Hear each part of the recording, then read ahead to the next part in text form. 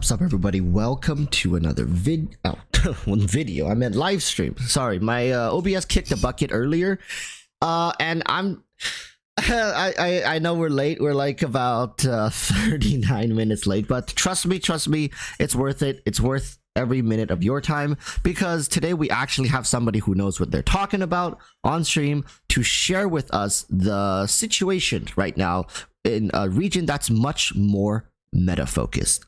CN meta, right? Well, I guess CN meta is EN meta, as the game is synchronized to the same patch with the same updates and release. There's no differences between characters and their performances on CN, EN, Southeast Asia, or EU. It's all the same characters. It's really up to how we want to use them. Sorry, I keep forgetting to switch the scenes. There we go. As you guys can see here, I'm inside Honkai. I'm trying to figure out this whole quest situation. As usual, I'm just gonna skip through everything, all the tutorials, and then get upset later that I have no idea what the hell I'm doing. Although this does look pretty damn cool. Start management. Wow, this is. I hope this is a permanent feature. I hope it is. Again, as you guys see, I'm just out here speedrunning these things, but allow me to quickly introduce the individual we have here today. His name, I'm sure a lot of you guys may or may not have heard. I think you guys should have heard him. It's Mr. Poke, or Mr. Pokey, or Mr. Poke, and the E is silent. I'll let him introduce himself in a bit here, because he is somebody who has basically exclusively focused on CN interpretations of certain meta picks for Honkai Star Rail. The guy knows the CN meta inside out and outside in, front side back, backside front, just to complete the whole combo there. But today we're focusing on not only Silverwolf, her current usage in the meta, multiple different usages as well. I believe he's one of the first few who even covered alternative uses of Silverwolf and building her with break effect and stuff. If you guys haven't checked out his videos, you guys should go check him out. I have his link in the description. Wait a minute. Yeah, it's in the description right here. It says go check out. So if you guys don't know who he is, go check him out. So we're gonna start the conversation off real quick here. Let me see. I'm just gonna confirm this or go back from here. Nice. Oh my goodness, they want me to put in more. My thing is lagging. It's lagging so bad right now. Let me close some programs. Have like 20 different things open. Hopefully this helps a bit. It did not help at all. I think it made it worse. Do you guys see this? Oh, there we go. Now it's better. Starting manager. Oh my god, please. I didn't know what I was getting myself into starting this event. Golly. Are they gonna put the whole event in tutorials? Cool. Okay.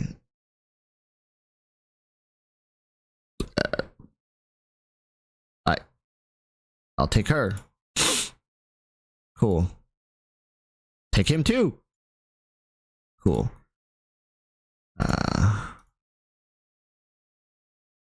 All right. What a cool event. Anyways,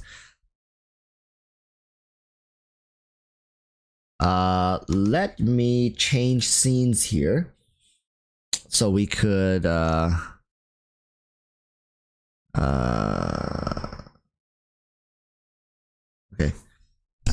Wake up universes. This should be a whole side mini game. Absolutely. So for people in chat who just joined us, we're about to we're basically introducing somebody. He has his own YouTube channel. He's basically a CN focused meta content creator for Honkai Star Rail. I'm gonna now pass the torch over to him. You guys are not gonna. Whoa, that was a loud vehicle outside, but you guys are probably going to recognize him if you've ever watched his videos. One moment here. 3, 2. Wait a minute. I gotta unmute. All right. 3, 2, 1. We'll switch over to him. There he is, Mr. Poke. Here, the floor is all yours, Mr. Poke. Please talk to us a bit about yourself, your experience with Genshin. Honkai. Hey guys, Mr. Poke here, back with another video. So I'm not really sure how many of you guys know me from Walruss's channel, but essentially I've started very recently as a content creator. I'm a content creator from Singapore, and I've covered almost exclusively on stereo content. So that's essentially how my YouTube channel got started. Sorry for the rather grainy webcam quality. I hope you guys can understand it. So yeah, most of the time when I look at stereo content, it's usually from the CN side first, because I think personally for me, when I play a game, or rather when I watch any content for a game, if I want to like min-max and find out about the meta, I realize that the CN side, they have a way more analytical approach to it, especially that when it comes to their calculations, their math, their theory crafting, they have a lot of numbers to back up to it. So in that sense, it makes me as a viewer feel more convinced compared to like most content creators out there that rather just say, okay, you should do this because of this, without any actual facts backing up. So that's why most of the time when it comes to stereo content, I would start from the CN side. So back over to you, Walruss. Okay. Yep.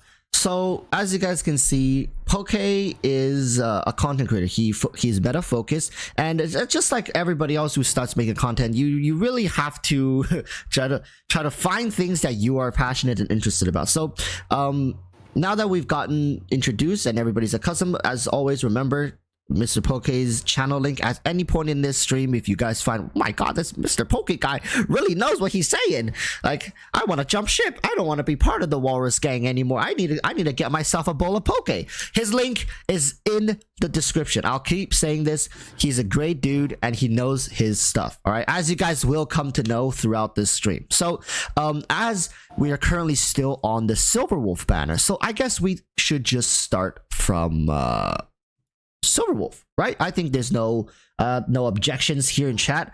Let's talk about Silverwolf, because if you guys haven't watched again Mr. Poke's video, he talked about Silverwolf having an alternative build, right? People are starting to build her with a break effect. And for those who know, you know. For those who don't know, you're about to know. Let's talk about break effect Silverwolf. Let's start from the CN perspective and your interpretation of how viable is this just like a one-time niche, oh my god, look at like these numbers thing, or is it much more grounded in something you can use long term? Right.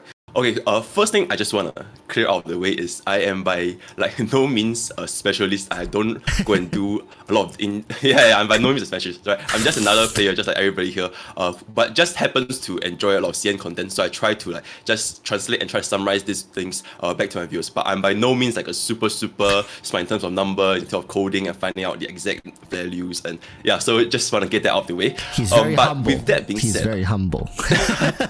Yeah, but with that being said, the reason why I was trying to push more for the break effect Silverwolf kind of thing is because the whole issue with Silverwolf kit, or rather not just Silverwolf, but most debuffers, I would say, even maybe or if you want to build Pella, it's just that if you want to build nihility units, you kind of need to have a focus on EHR and speed on top of focusing into their crit ratios if you want to build them as a hybrid DPS/debuffer. So that's where the issue lies, especially in the early game, right? Because if you want to hunt for EHR subs, speed subs, crit rate, crit chance, crit damage, or maybe even a bit of attack percentage, it's like almost impossible to even find this kind of gear with the limited amount of stamina that we have in the game.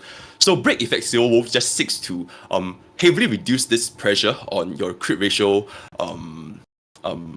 demands, because all you really need to do is just to find your EHR and speed subs, and then a little bit of break effect, right? That's really all you need to make the core of the build work. Then if you can find some additional like HP or defensive subs, then it could go on as well. Like, it's generally the most important thing about this build is that it is just a lot more easier to build compared to finding a EHR plus speed and all your crit ratios, right? So that's how this whole break effect Silverwolf came about. And then another thing that is interesting on why break effect Silverwolf is kind of viable is because she happens to be a quantum, and quantum's break effect has one of the highest damage if you are able to stack onto 5 stacks with entanglement, right? Compared to any other break effect in the game. So that's also another reason why Silver Wolf break effect is kind of a thing. And then I guess the last reason is also because she's the only unit right now that can implant weakness. So if you want to make Silver Wolf a part of the team and you want to make her become like flexible AF, then she can always try to like she can more or less always get in a little bit of break damage on the enemy because she can implant that quantum weakness, right? So that's why I think I went to a lot of research into Silver Wolves and the whole break effect kind of thing. Yeah. Okay, so just to add to that right now, because as we move into the conversation regarding Silver Wolf's signature light cone, as well as her E1 and E2, I've come to realize that her playstyle changes. It changes quite a lot, and how you build stats changes, how much effective hit rate you build changes, how much, like, how often she gets a user burst. Like, I believe, you can correct me if I'm wrong, but I believe the top players who have her at C1 are trying to get her to a point where it's 100% weakness application through EHR stacking, as well as every 2 turn cycles she's using her burst once. Like 2 turns, 1 burst. Whereas free to plays, you cannot do that. No matter how you do it, you cannot. It's 3 turns, 1 ult. And if you are like, you just got her, your relics is crap, then it's 4 turns, 1 ult, which is not efficient. People are saying, well, meta players are saying that ideally you want to aim for that 3 turns, 1 ult if you're free to play using, you know, the free to play light cone. But people who have E1 and above, you can get away with 100% weakness application through stacking effective hit rate, and then even getting 2 turns, 1 ult, which suddenly makes Silver Wolf this powerhouse of a unit, right? And of course, like Mr. Poke was touching on, when it comes to Silver Wolf, the biggest pain in the butt cheeks is optimizing substats. Unless you're like God's golden child, your luck probably is not good enough, at least right now, to fully optimize her for crit rate, crit damage, EHR, as well as break effect if you want to build her that way. Right now, I think the vast majority, if not all of you watching, are probably desperately, if you have Silver Wolf, trying to balance that crit rate, crit damage. But of course, you should be prioritizing effective hit rate. It doesn't matter if your Silver Wolf has like 69 crit ratio with like 180 crit damage. If your effective hit rate is like 12%, you're not going to be doing anything with this character. She's not designed for DPS, right? And that's why Mr. Poke said if you want her to contribute to the damage you have on your team, break effect is a much more direct approach as opposed to just raw stacking crit rate, crit damage. So that's where the whole break effect option came from, is that the huge amount of stress people have with their resources already. Now you're going to be farming what, relics for the next 6 months just for one character? Not realistic, right? So that's great. We have that figured out here. Now let's move on to her eidolons, because I know CN players, especially the 氪金大佬, if you know what I mean, they work this down to a basic science, right? It's E1, E2, and also Mr. Poke, if you're familiar with other characters' eidolons and eidolons in general, right? Where is the value? Do you think there's more value in E1, E2? What about E4, E6, right? With not just Silverwolf, maybe you can draw examples from other characters. What do you think about eidolons? Let's start with Silverwolf. All right. So in Silverwolf's case, she's quite interesting as a unit because her Eidolon 2 right now, so far from what all the units that we have, is one of the only Eidolons that can affect every single enemy unit permanently, right? And this indirectly affects your entire team. And if you guys understand how effect res calculation works and how effect hit rate works, you will understand that reducing an enemy's effect res is a huge contributing factor to greatly reducing the amount of effect hit rate you would directly need because of the EHR formula. So this drastically reduces the pressure on Silverwolf, as well as any of your future debuffers that you want to run with Silverwolf. Like maybe you want to run Kafka with her next time. It will greatly reduce the amount of EHR you will need on them. And this then results in us allowing to allocate way more substats onto her crit ratios, right? Instead of hunting for so much EHR. And that's, I guess, kind of why when you go into E2 onwards, then the attractiveness of break effect Silverwolf would be a lot lesser because you don't need to have so much focus on EHR anymore, right? So that's that. But for her, let's just talk about her Eidolon 1 first.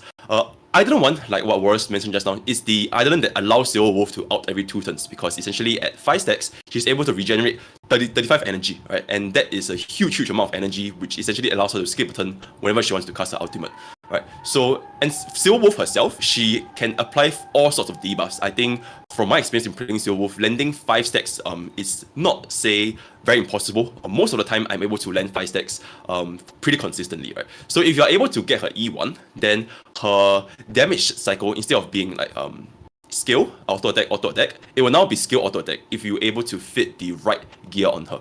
So, exactly what kind of gear I'm talking about is if you have an Eidolon 1, and if you play her with NG, Regeneration Rope, as well as the Von Wax set, which is essentially translated to roughly 24% NG regeneration, then she's able to exactly reach 111.96 energy, which is just slightly a smidge above 110, which is the cost required to cast the ultimate, right? So this allows Silver Wolf to always cast skill auto without even utilizing the event light cone, right? She doesn't need event light cone anymore, and she can just do this cycle constantly to out every 2 turns. So that is the biggest and most important factor of building E1 Silver Wolf.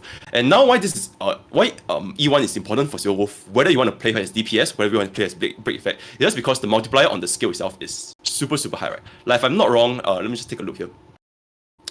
The multiplier on Silver Wolf's ultimate just at level 10 is going to be roughly 380%. And imagine this skill coming at your enemy on top of applying a 45% defense reduction, right? Every 2 turns. So you can really see how fast her damage add up the moment you can start racking up ultimate. So that's on the DPS side. But even on a break effect side, right?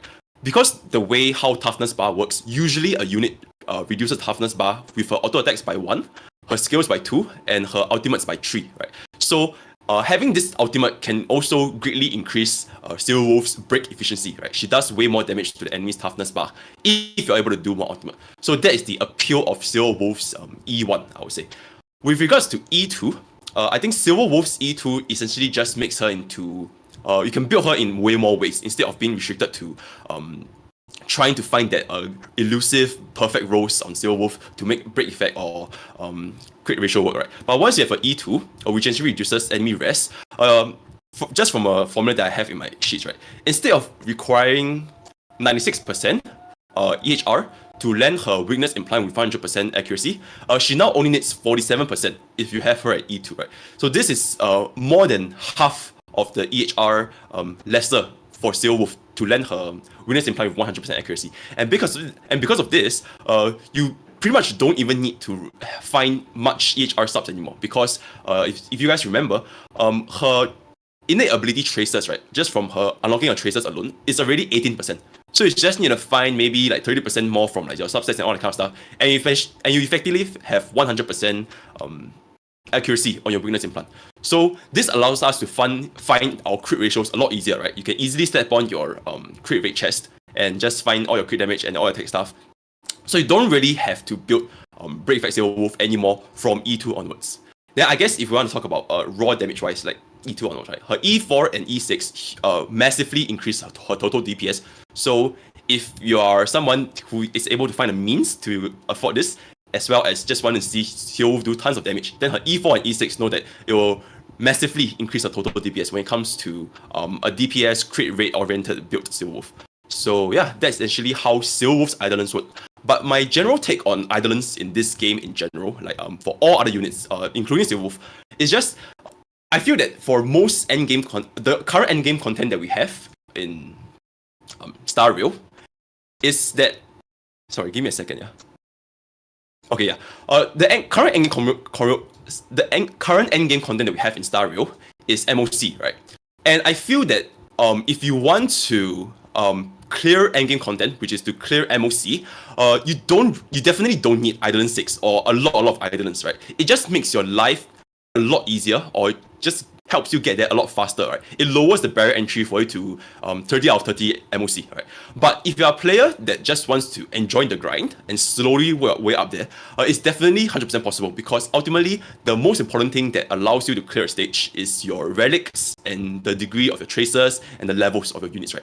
I didn't just treat it as like a QL, right? Treat it as if you want to fly economy or you want to fly first class, essentially. How fast or how comfortable you want to get there to your destination is essentially your items, right? So personally for me, I actually enjoy the grind. I enjoy playing this game at not a cakewalk difficulty where you can just full auto and clear every single stage. So for me, idolants at 0 or just with like their signature like coding stuff like E0 S1 is perfectly fine with me. So I don't find the need to go and hunt for full E6 S5 teams unless I think that this is probably also one of the biggest contributing factor if you want to get the characters idolent is if you really love that character, because ultimately in this kind of gacha games it's about how much you like the character, right? So if you really love this character and you just want to see them at their full potential, just do huge numbers online and achieve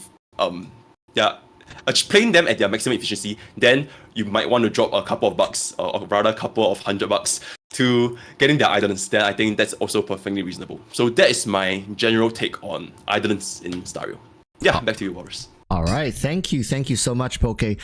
So as you guys heard here, Silverwolf's E1, E2 are quite influential on how you play her, how you can play her, how you build her, and of course her substat optimization. These are huge deciding factors, and I would even say that Silverwolf's E2 currently, like on paper, is not as broken as when you calculate it out mathematically, right? 47% effective hit rate, down from 90 something percent, right? 96% or something like that.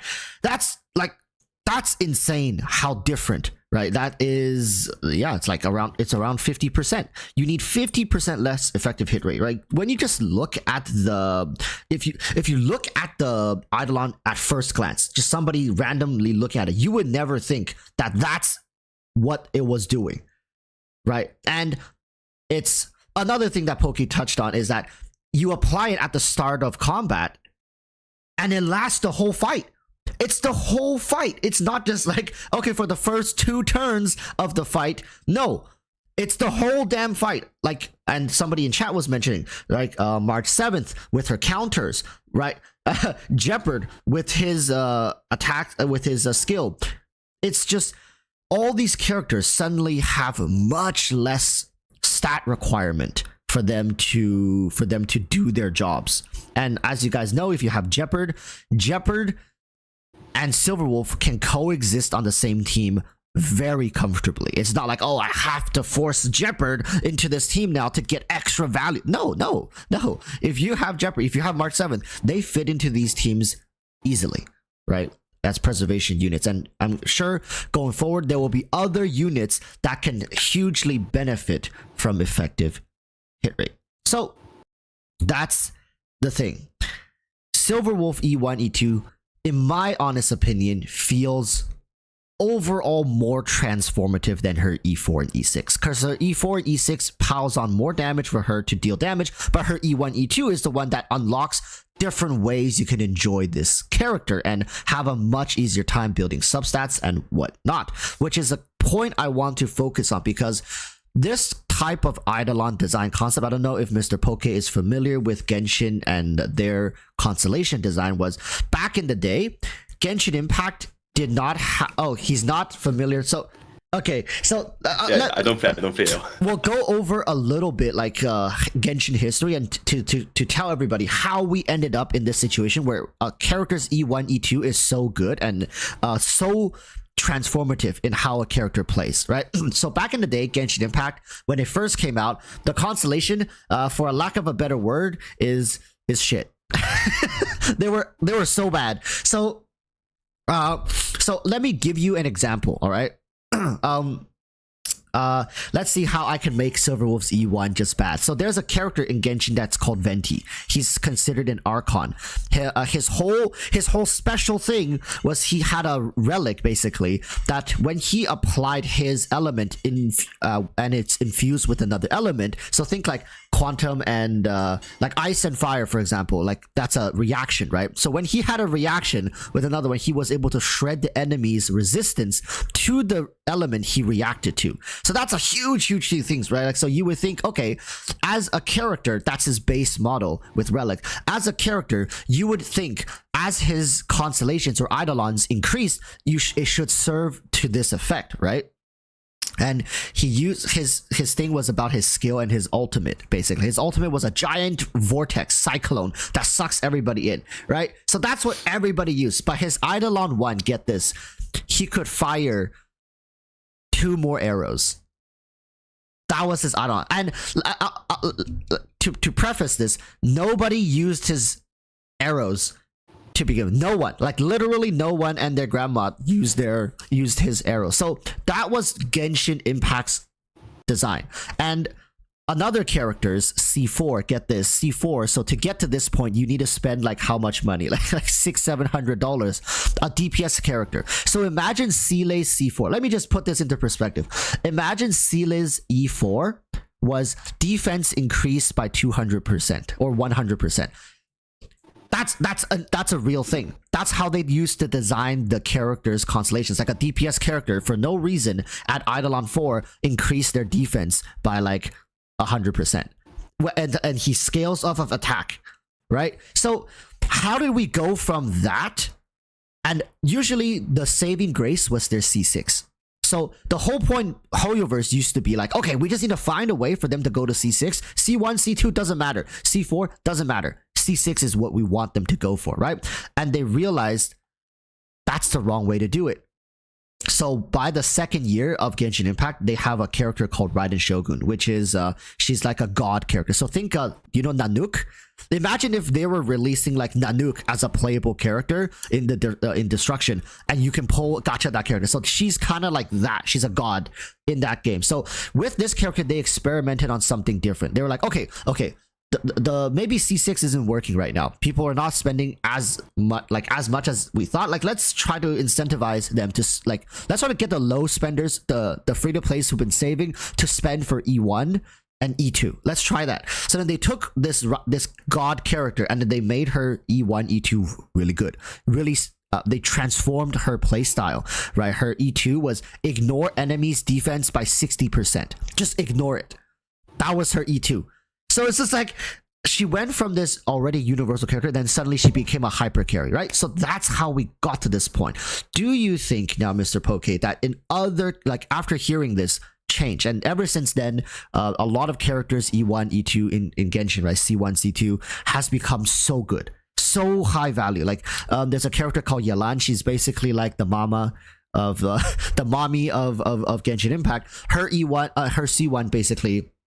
It's just completely like it's kind of like the Silver Wolf situation. It generates more particles, helps deals more damage, lessen the pressure on substats and weapon choice, and it just overall opens her up to a lot more options. So now hearing that, do you think Honkai Star Rail's other characters, if you just take a look at any characters E1, E2, do they just feel more transformative? Not better than E4, E6, but more transformative, open more options, makes like things easier. For example, right, I'll start. Bronya's E1 has a 50% chance to refund 1 skill point. Like, a big problem with Bronya is like, okay, what if she can use her skill to give your carries a turn, but before that you just use your healer to heal your team because you had to, you were dying, and suddenly now you don't have a skill point to use, right? Stuff like this just feels transformative to me. So what is your take on other characters E1 and E2s in this design? Yeah. I was just about to say Bronya as well, because I feel Bronya's E1, other than Silver Wolf or all the other characters, is one of the most transformative, I guess you would say, because like what you mentioned, her skill point management is one of her biggest issue when you want to use Bronya, because you're essentially always going to be using her E whenever she can get it up, right? So if you're always going to be using her E, and your DPS is always going to be using their E, then if your tank and your support is not going to be auto-attacking all the time, then you're going to run into some skill point issues. And her E1 massively elevates that pressure because it's a 50% chance of not costing skill points. So yeah, I think Bronya's E1 is one of the more transformative ones. But a lot of other characters from just like the glance I'm seeing, right? Like Welt, Seele, Jingyuan, about Seele Jingyuan, even Bailo, this kind of stuff. Their E1 is not so much transformative. It's just more like a stat-based kind of thing. Like if I just take a look at Seele's E1 right now, her E1 is essentially increasing her crit rate by 15% for enemy units that is HP is lesser than 80%, right? So this is just like a strictly stat-based Eidolon. So it just essentially makes your relic hunting life easier, right? So I wouldn't say it's super transformative. It just makes you a little bit more comfortable, but you can eventually achieve the same effects by the end game when you find this 15% crit rate from your relics. Then that's that. Then for Welt's E1, if I just take a look over here, after using his ultimate, his abilities are enhanced. So whenever he uses a skill or an auto attack, it does more damage. So it just means that he does more damage, other than anything else. It doesn't really exactly change the way he plays,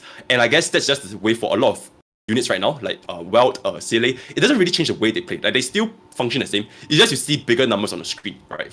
That's for the most part. So Bronya is one of the few characters Eidolon that at E1 it really affects how the way you play with your entire team, right? Because skill points is a shared resource used by everybody. So if you can reduce this pressure on your skill points, then you can definitely change the way you play your entire team. Much like Silverwolf, right? Silverwolf's ultimate just kind of change the way you play your entire team as well. Because having higher uptime on her defense break, having faster breaks, and having just more DPS overall can make your team overall just feel a lot more smoother, right? So that's on their Eidolon ones. But I think for most Star characters, from what I'm seeing right now, their most transformative change is in their Eidolon 2, and this is inclusive of Silverwolf, right? Like we know from just now, Silverwolf's Eidolon 2 just more than half reduce the EHR required on her to implant her weakness implant. And a lot of characters Eidolon 2 drastically change the way they play. So for example, if I just take a look at Seele over here, her Eidolon 2 increases the speed by up to 2 times, right? The speed buff stacks up to 2 times. So as we know, if you guys put for Seele's signature light cone, in the night or something like that, it's a little bit hard to stack up to full stacks because you need up to 160 speed. So this is a little bit hard to achieve with your relics, especially in the early game, unless you want to run speed boots. But that's a topic for another time, right? So Eidolon 2 just straight up just takes you completely not get a single speed. You don't even need to use speed boots, don't need to use any speed subs, and she can easily hit 160 speed and get the full effect of her light cone, right? So this opens up the door to a way higher damage potential, and you can just all in crit and create damage for Seele, and she can just do tons of damage.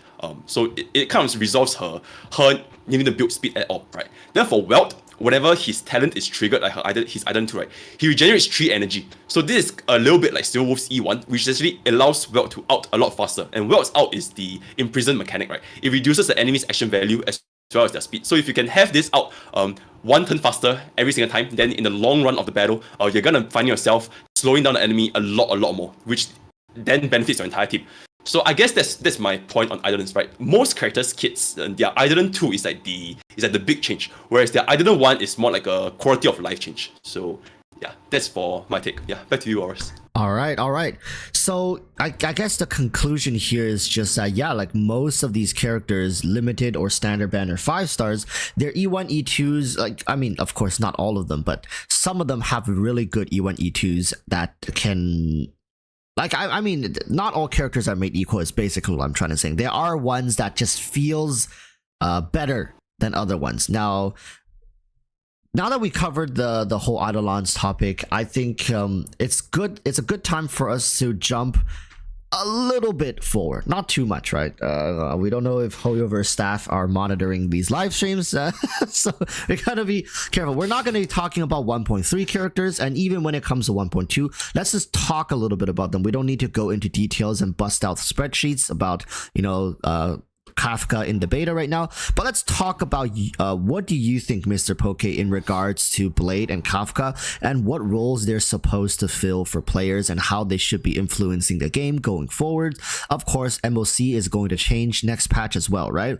1.2. Oh my goodness, how could I forget Locha? We don't even... Okay, let's start with Locha first then. Let's talk about Locha. My point with Locha is that he comes at a very interesting time. There's a lot of players, the vast majority, I'm willing to say, are missing a dedicated healer for one of their teams to really push MOC.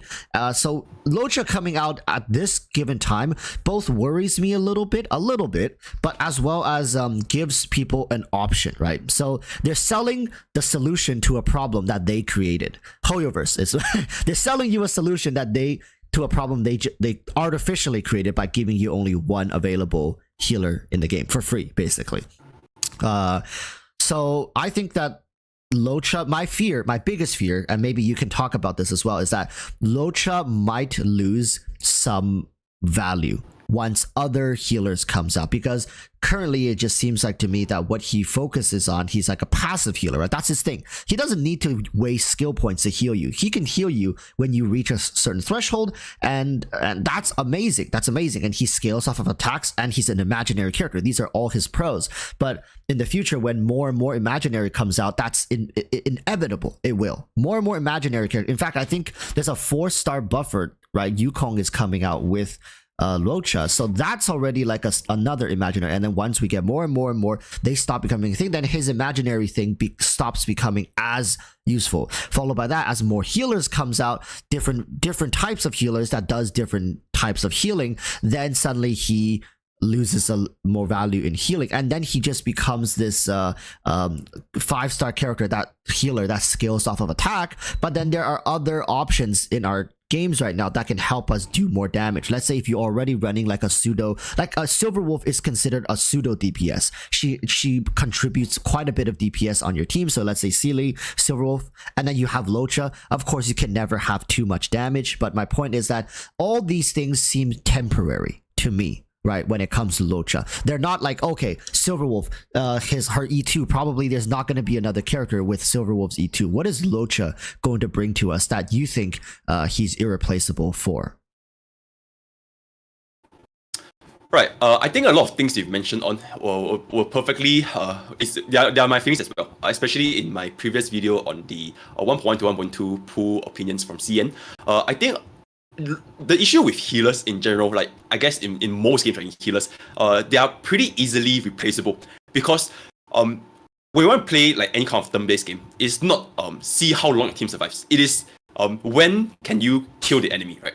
So in that sense, when you reach a point in the game where you can straight up just kill the enemy without even needing to use any of the heals, then the use for healers just completely disintegrates. You basically don't need to use healers at all. And we already see this from a lot of whale players in Honkai Star Rail, where they are already doing 0-turn clears with their Sile, with their Zero Wolf, with their Jingyuan, and you pretty much don't even need a heal. Like the enemy is just dead within the first turn, right? So for these players, they pretty much don't even need another healer, right? They can just run one team with their normal team, with their healer, their DPS counters, healer, tank, DPS. Then the other team, they can just go ahead into all-in hyper carry, like a Sile, then plus 3 supports, and the team is dead, right? So in that sense, you basically look into the future a little bit, like whales paved the way for us to look into the future. So in the future, maybe 6 months, 1 year down the line, when players with normal progression reach the standard of relics that the whales have, then you can very much expect to see similar results, where you basically, for one team, you want to kill the enemy, and for the other team, you use your standard healer and tanks, right? So in that regards, I just wouldn't recommend most players with regards to longevity of the game to pull for a healer unit such as Locha, right? So that's my personal opinion when it comes to this. And like what you mentioned, there's always going to be another healer coming out. There's always going to be someone else that can help you reduce the survivability issue with your team. So in terms of power creep, I think healers are one of the easiest class to power creep, much more than even DPS. Because at least DPS, if you E6 them, or maybe just increase the ranks by a lot, you can still use them for a team for a very long time. But for healers, the moment you realize that you don't need a healer on that team and you can just kill the enemy within 1, 2, or 3 turns, then the entire class is not that useful for you anymore. But class aside, abundance class aside, healers aside, just for Locha specifically, right? I think he's an excellent healer. I think he will be the best healer after he comes out.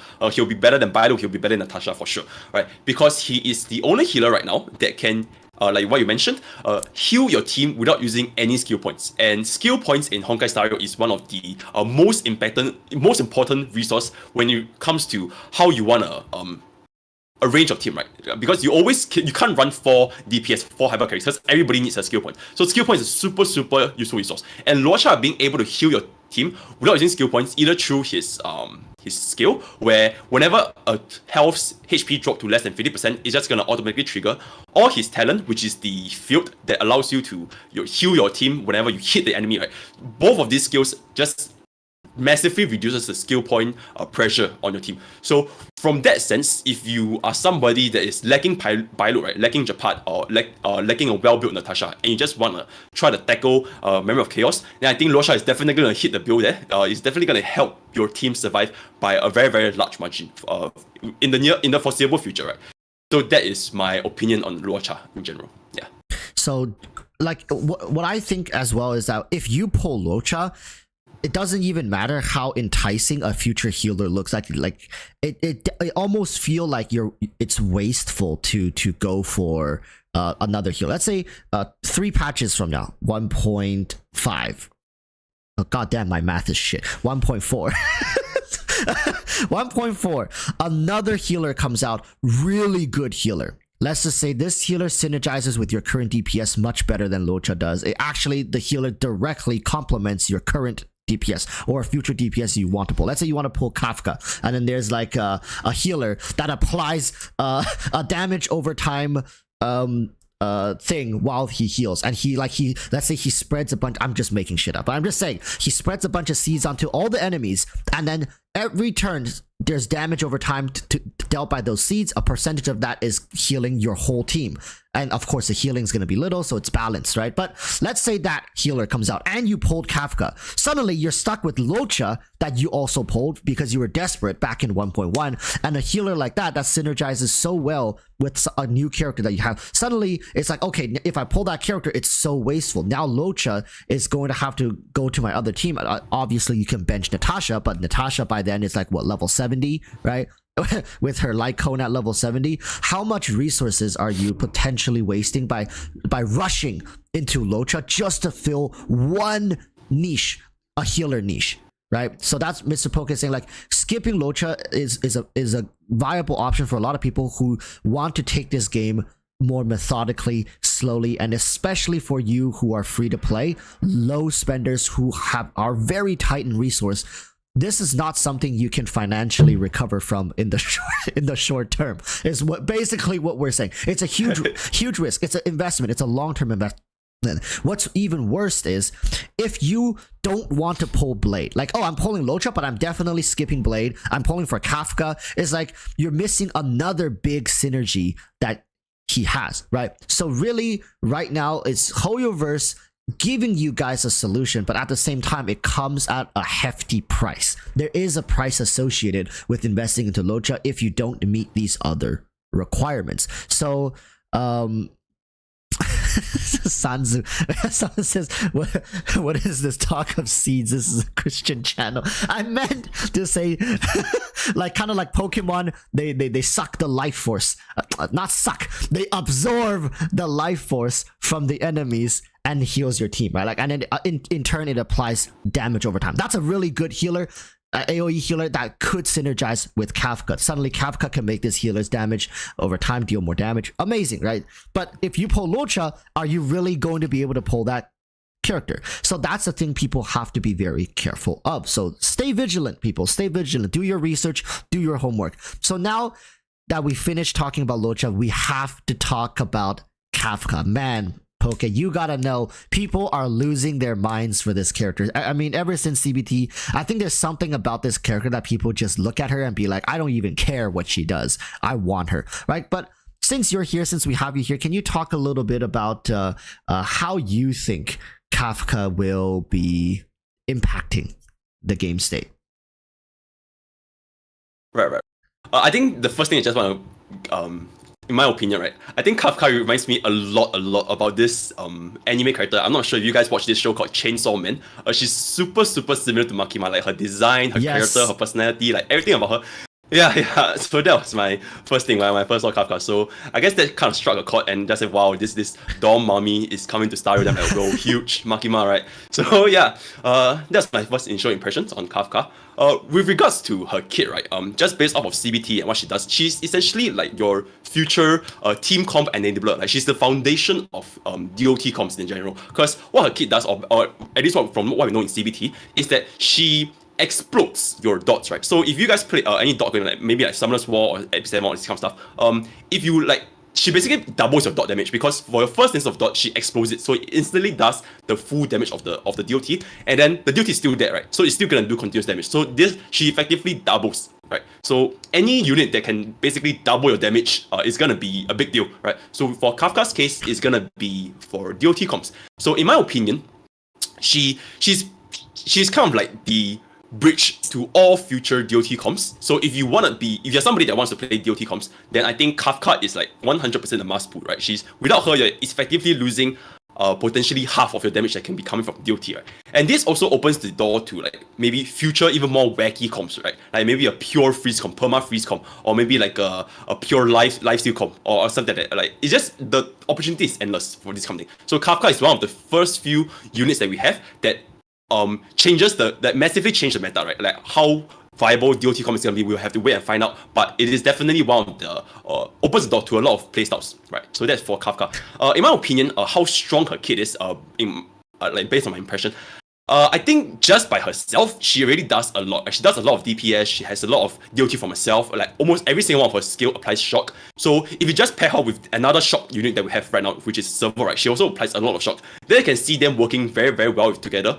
And they all stack on their shots and just trigger it for huge damage. So I think just a unit herself is really not that bad, even if you don't have a very well built DOT construct. Just by herself, Kafka, it's not that bad. Then going into the future, when they release even more DOT characters, right? Because right now, I don't think we have a DOT 5-star yet.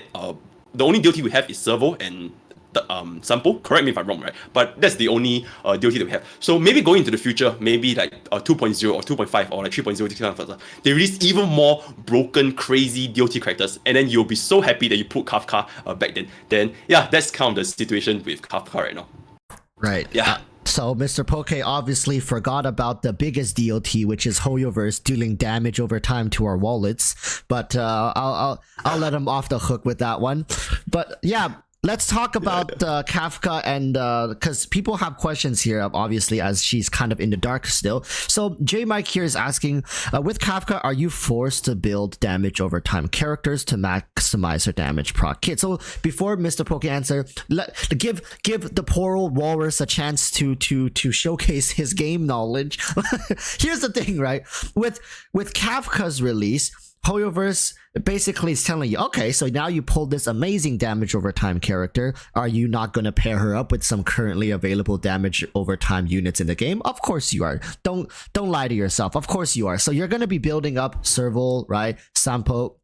And then at the same time, you're going to be spending so much resource, because where's the only place in the game that actually can allow you to upper test the limits of her DOT? You're not going to go farm like golden Kleixes or something like that. You're going to go to MOC. And if your sample and your servo is like level 50, level 60 with like level 40 light cones, you're not going to be doing much, right? So you're going to be investing into these characters. So like, in my opinion, I think it's absolutely needed for you to at least build one of them. Maybe not both of them, but at least invest into one of them, synergize with Kafka, and look into the future for characters that have damage over time in their kit that can synergize. So for example, Servo Kafka, now you need ideally another preservation or another abundance or maybe a harmony that can somehow do damage over time to enemies. These are all going to be a great slots for you to fill on your Kafka DOT teams, right? So as to the question, are you forced to build damage over time characters to maximize? Yes, you absolutely pretty much are forced to. But understand, as long as you've done your homework, you will be the one who decides whether you force yourself into this position. Don't pull Kafka if you just think she's a cool mommy. And because I honestly believe right now at the highest stages of MOC, it's not about how much you love your character, right? Like you can have a shrine a shrine built in your room for Kafka. That's not going to increase her in-game damage and let her solo, floor 10 of MOC. It just doesn't work like that. You need to understand what she does, what are her strengths, build around her strength. That's what the entire concept of Star Rail is. You can't really brute force things as of right now. Maybe in the future a character is going to come out, you could just run a solo character clear of MOC 10. But until that happens, Kafka is designed to incentivize you to spend on damage over time characters in the long run, right? All future 5-star damage over time characters suddenly are on your radar just for the fact that you built Kafka and you want to see her succeed. And let's say, imagine you don't want to pull a character, but then all the content creators, all the theory crafters are saying, my God, this character with Kafka breaks the game. Then suddenly you're like, ah, shit, like, I have to pull this character, right? So that's what Kafka does. You have to understand how important her role is in the game. So, but what do you think, Mr. Poke?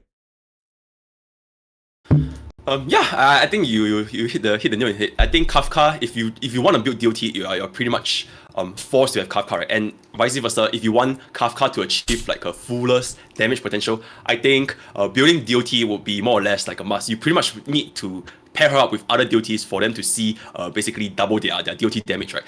Especially because you can't really expect Kafka to be your single hyper carry, because the issue with DOT is I don't think DOTs crit. Or to my knowledge, I don't think they crit at all. So you can't build Kafka like a traditional like full crit damage DOT and then pair her with like Tingyun, Bronya, buff her crits, and yeah, I don't think her damage works like this. So she's not somebody that can just straight up one-turn kill an enemy. So if you expect Kafka to be this only hyper carrying your team, then do try to lower your expectations a bit compared to like Jingyuan or Silate, right? So that's with Kafka. But going into the future, I think another issue that Kafka might have is because DOT teams, they are very, very easily countered the moment the boss is able to cleanse its debuffs or her DOTs, right? And right now, we already see one example, which is if you remember Limited Universe, where in the phase 2 of Cocolia, she will summon Bronya, and if Bronya casts that E skill on the enemy Cocolia, right, she's cleansed of all debuffs, right? So we already have a mechanic that cleanses all debuffs. So if you try to play Kafka against Cocolia, then you're not going to have a very good time. So in the future, if they introduce more units with similar cleanse or mechanics that straight up just removes your DOT, then you pretty much can't even use Kafka at all, right? So that's something to consider. So before spending your money and thinking you're going to be using Kafka every single time, every single day, do try to lower the expectation, because DOT and debuff comps are very, very easily countered by cleansers, right? Yeah, so that's my... Right. I didn't want to fearmonger too much, but now that Mr. Poke has opened the Pandora's box, we have to talk about the potential for counters, not just for Kafka. This kind of goes all the way back to now, even Silverwolf, right? Which Silverwolf's entire niche is effective hit rate, and of course applying additional weaknesses. And I've talked in recent videos about mono teams, right?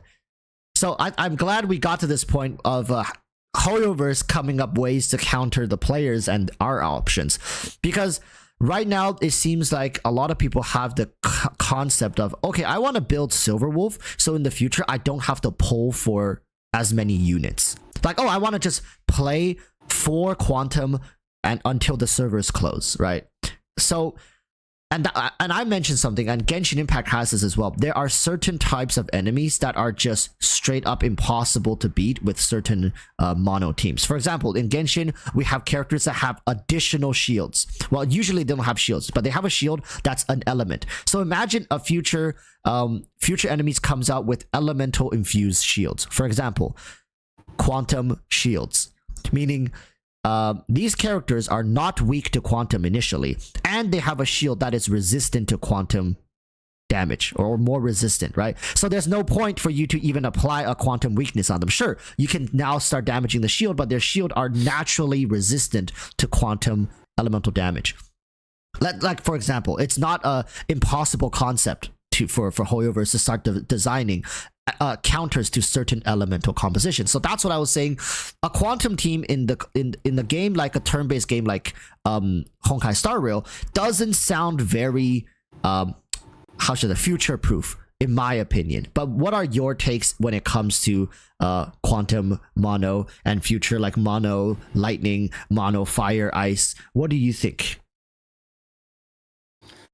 I think mono teams in Star Rail is not, I wouldn't say it's super important, just because of the fact that enemies have multiple weaknesses, right? So because of that, players are not forced to always bring fire against wind, this kind of like rock, paper, scissors kind of situation. So I'm glad that the enemies have like 3 weaknesses, so it's really good.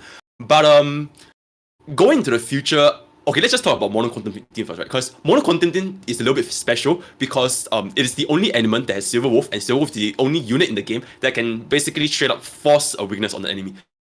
So in that sense, I think the longevity of mono quantum is gonna be at least a little bit more than the other mono quantum mono elements, right? Like mono fire, mono wind. If the enemy doesn't have fire or wind, like for example, if you have a mono fire and mono wind team, and the two flaws in MOC are weak to ice and quantum, then you pretty much are forced to not have the right weakness against it, right?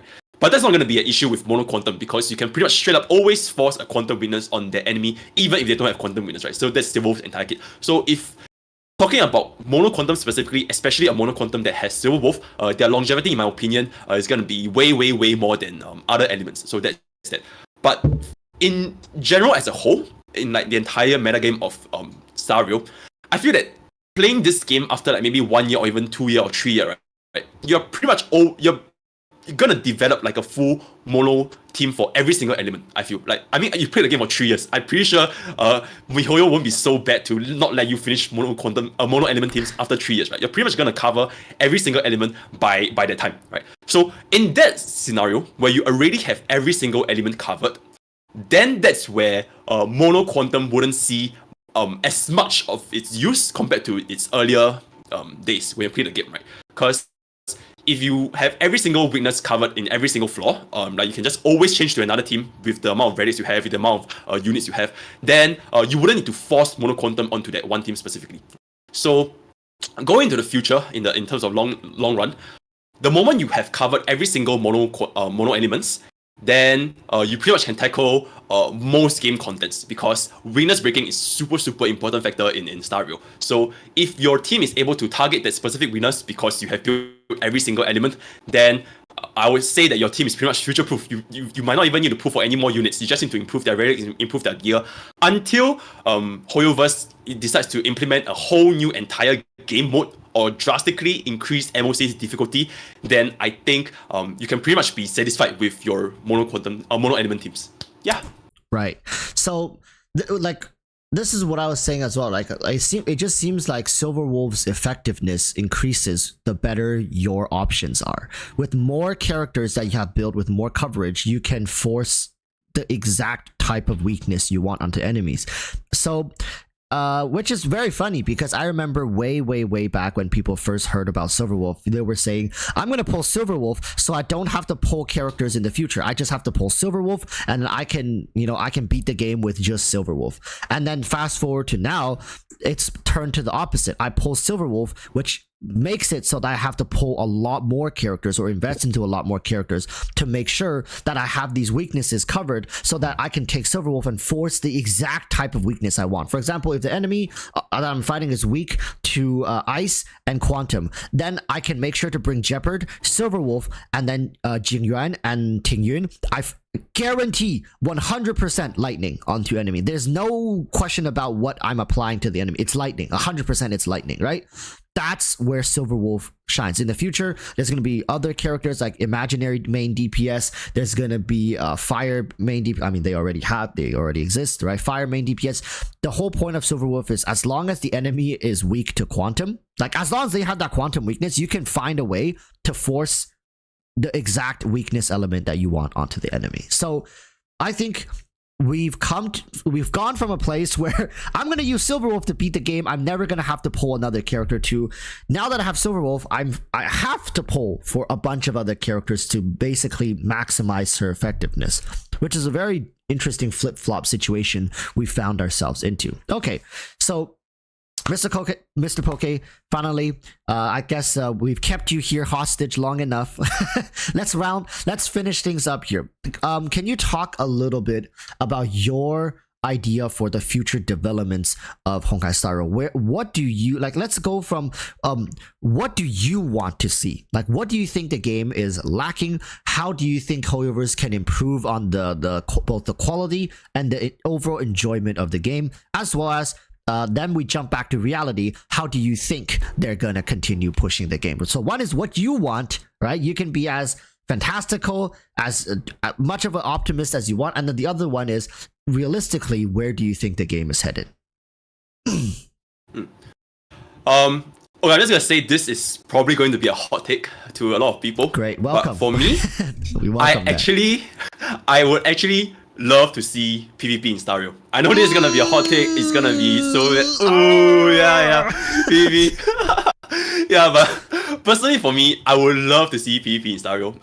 Because in my experience playing turn-based games, right? Going all the way back to even Pokemon, like turn-based game, Epic 7, Yeah. Pokemon, all these kind of turn-based games, they all have PvP elements. And PvP is what made me stick to that game for a longer time than the PvE content. Because PvP is forever changing. You can play any day, every single day. The content is limitless with PvP, right?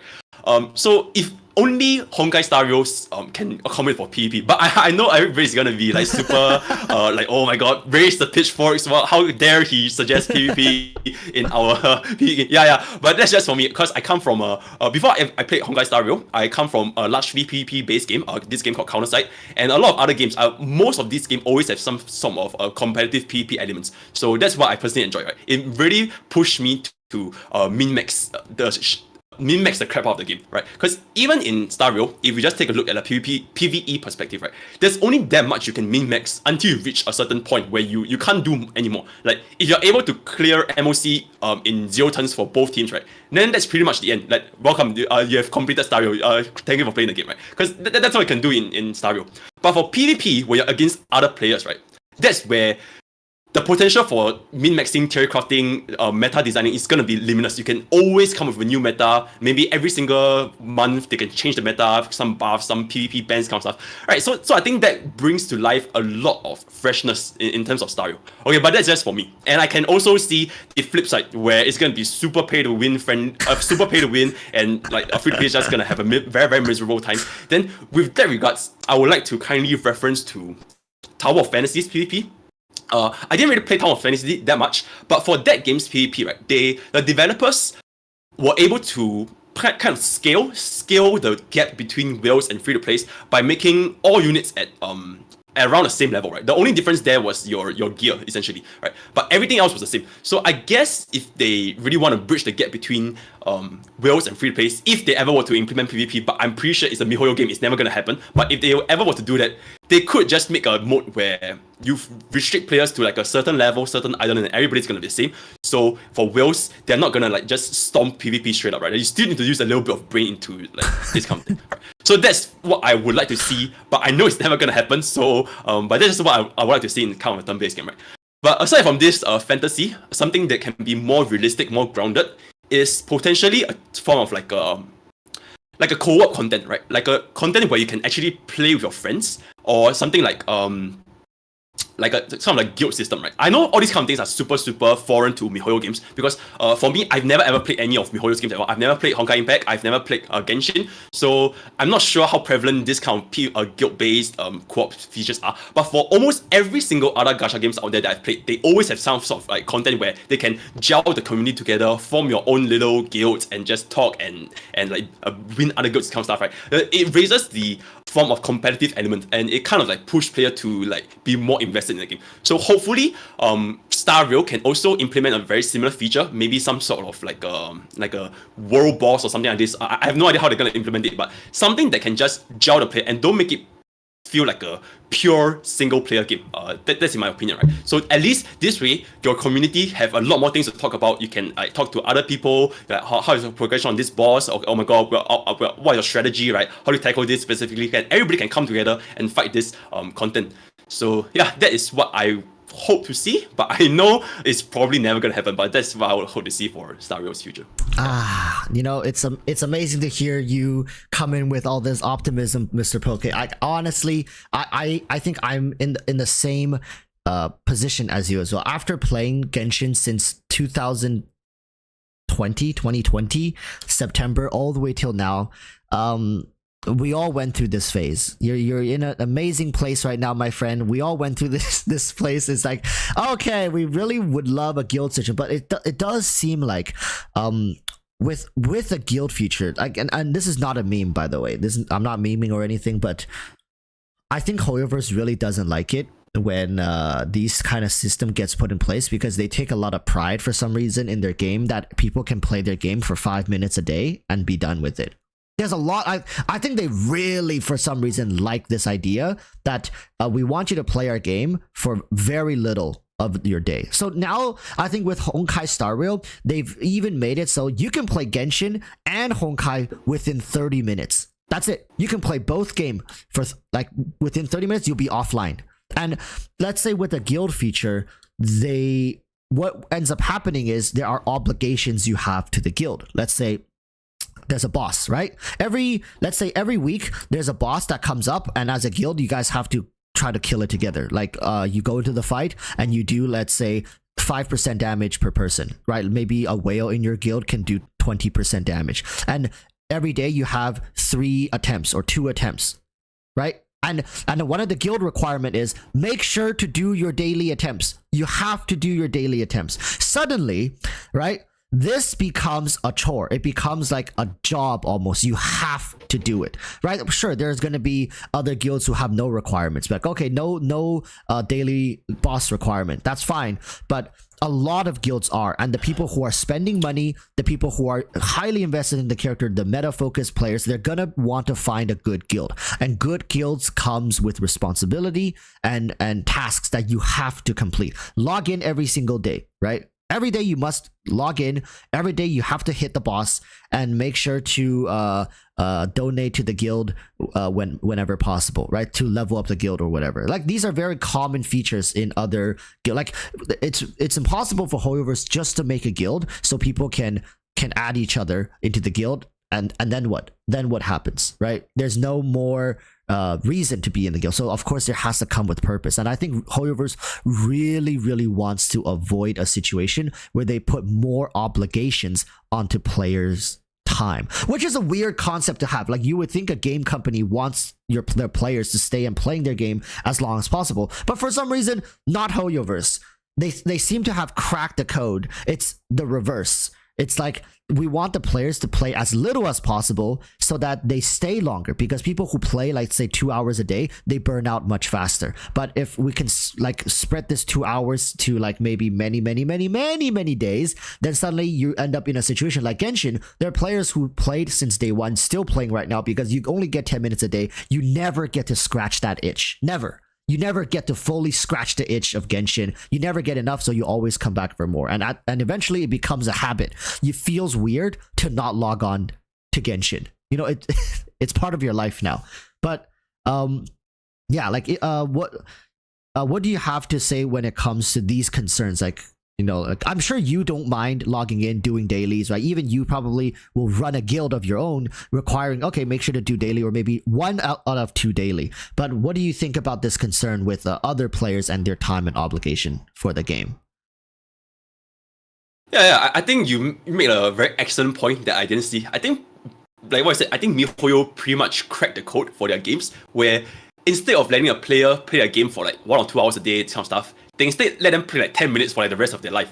And this is gonna be a way more bigger bank for them, right, in terms of revenue wise. So I think you exactly hit the nail on it. I didn't really consider this, but yeah, you make sense. If you go, a players were to play a game like 5-10 minutes a day every single day for the rest of their life, you essentially have a permanent stream of income from these players, as compared to somebody just burns out and spends like maybe like $1,000 and gets rid of the game after a few months because they have to play a game for way too long and have way too much of a time commitment. Then they don't have time to keep up, right? Whereas HoYoverse, they did this format of a game where you only play a game for a very short amount of time and plays for the rest of life. Yeah, I think you hit the nail on the head. It's really something that I didn't really consider. So yeah, exactly right. So with regards to that, for all the features I mentioned, like guild system, PvP system, all this kind of stuff, where if it takes too much of a time, players might get disincentivized and try to continue the game.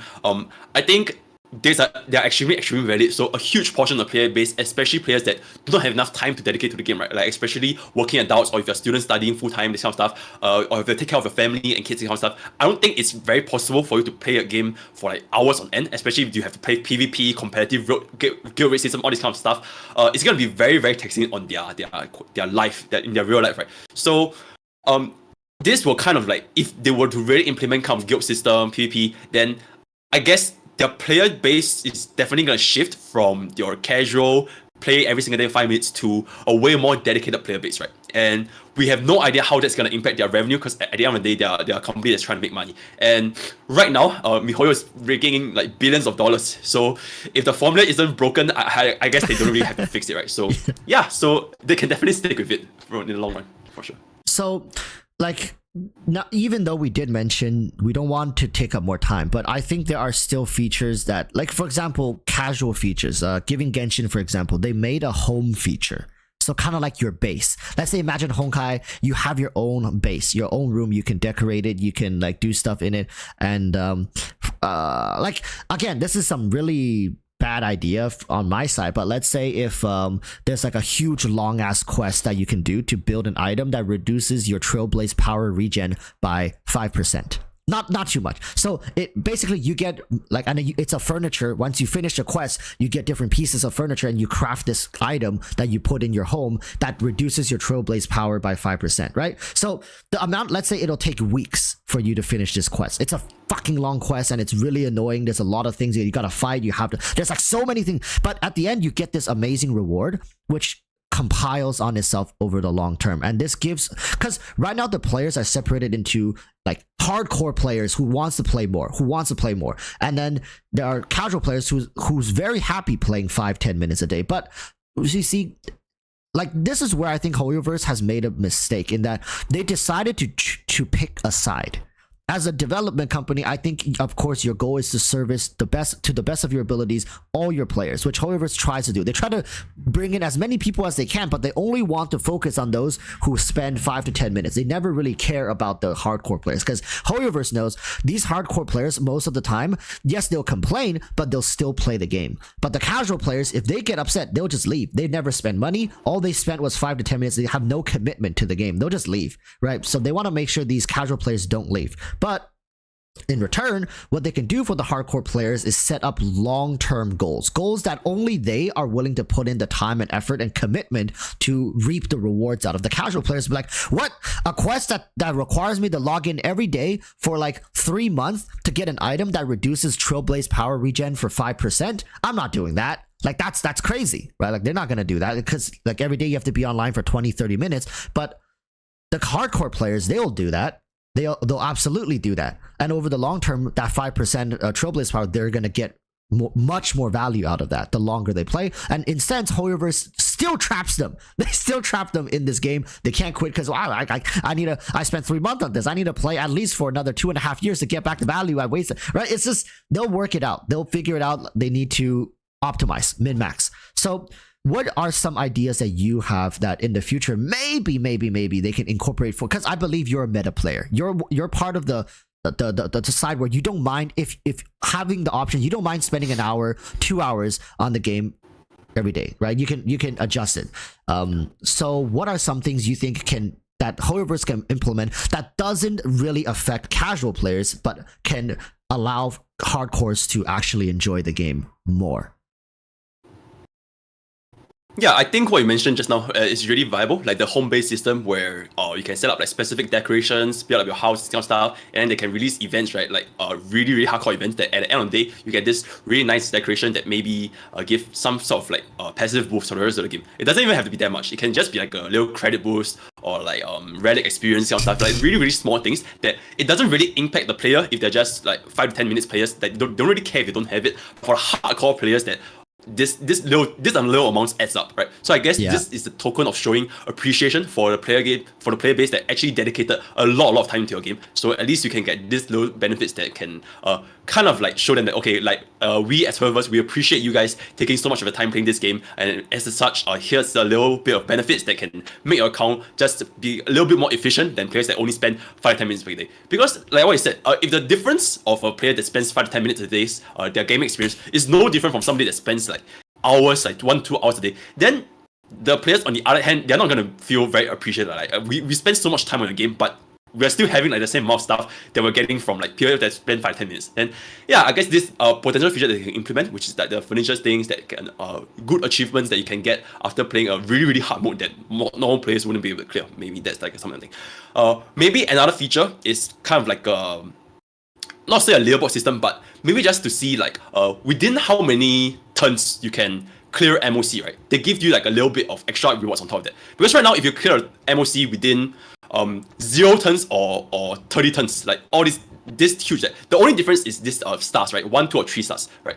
But if you're somebody that is like way more advanced than the turn limit set by the thing, maybe they can show even more appreciation. Like maybe for every single 1 turn you take less in MOC, they give you an additional like 5 or 10 stellar jades, right? Or maybe like 10,000 or 20,000 credit. Like just very small amounts for each 1 turn that you take lesser. So this in turn allows players to like, okay, if I progress my team better, like maybe if I clear the MOC within 18 turns, I clear in 10 turns instead, right? I clear 8 turns sooner.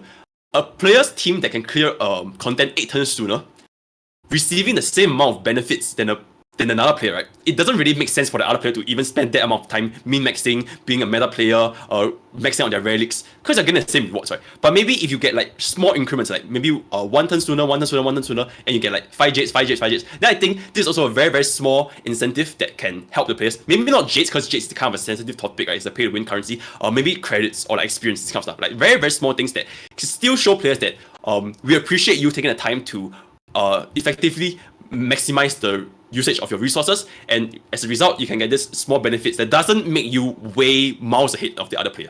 So that's potentially another thing that they could set up in the future. Yeah. Amazing. So final question, I guess. I know maybe we'll open up for people in chat to ask you some questions, because it's very rare people get to sit with content creators, meta focused content creators, and ask questions. But one last thing, do you know about Zenless Zone Zero? Have you ever heard about Zenless Zone Zero, ZZZ? Yeah. I heard very little bit. Like, I've seen some of their footage from the play, right? From what I see, like their units is like it reminds me kind of like Honkai Impact as well, but they have a lot of like furries. I saw a lot of furries on that game. There's like furry dudes, especially furry dudes, like thick furry dudes. Like, I don't know. So that's my impression, right? It's kind of like a furry version of Honkai Impact. But yeah, please enlighten me on this game. Okay, so because my question was like, from what people have said is that Zenless Zone Zero might be HoYoverse's answer to people who've been wanting to play a MiHoYo title, a more hardcore MiHoYo title. So it seems like ZZZ is going to offer more grind, right? More options to play a little longer. Obviously not like 6 hours a day, because it's a MiHoYo game. They still, but I think HoYoverse is a company that knows a lot about their player base. Even though they never do anything about the problems we bring up, they never do anything. Never. They'll always dodge the question, or they just ignore you. But in the back of their head, they're constantly like thinking about ways to, for example, a good example is, I don't know if you heard about this, but Honkai Star Rail with this release has a lot of quality of life features that people in Genshin Impact have been like borderline begging for. Like they've been begging for it since like the start of the game almost, and HoYoverse for 3 years now pretty much ignored them. They never even talk about it. That's the worst part. They never even talk about it. So it makes people think they're not listening. But you see, it's with proof. Honkai Star Rail coming out, they were listening, and they've been actively implementing the advice people were giving and the feedback into Honkai Star Rail. So now back to ZZZ. The thing with ZZZ is, for a lot of the more hardcore players who want to play a anime-based RPG, maybe gacha game, they want more fighting. They want more combat. They want maybe potentially like endgame, like you mentioned, features, but they don't exist in Genshin. They maybe will exist, maybe they won't in Honkai Star Rail, but maybe, just maybe, that ZZZ would be the answer that people have been looking for, right? So with the roguelike system, which is think like Diablo 4, kind of, not like, but like stuff like that, allows you to grind more, longer. But what are your thoughts on eventually, if let's say you continue doing Honkai Star Rail and a game like ZZZ comes out, more action combat, zone-based action combat, maybe a roguelike game, like, are you thinking of playing that game, trying it out, right? Do you enjoy that type of game? Yeah, definitely I'll give it a try, because I mean, after all, I just started playing the whole HoYoverse, the rabbit hole of HoYoverse, right? I've never really played any of the games, so if they were to release a new title, I'm definitely going to give it a try. But from what I experienced in my previous times playing gacha games that are like action-based, right? Like, I've tried a little bit on PGR. I also tried this new recently released game. I'm not sure if you guys heard the Aether Gaze. This kind of like action-based combat style games.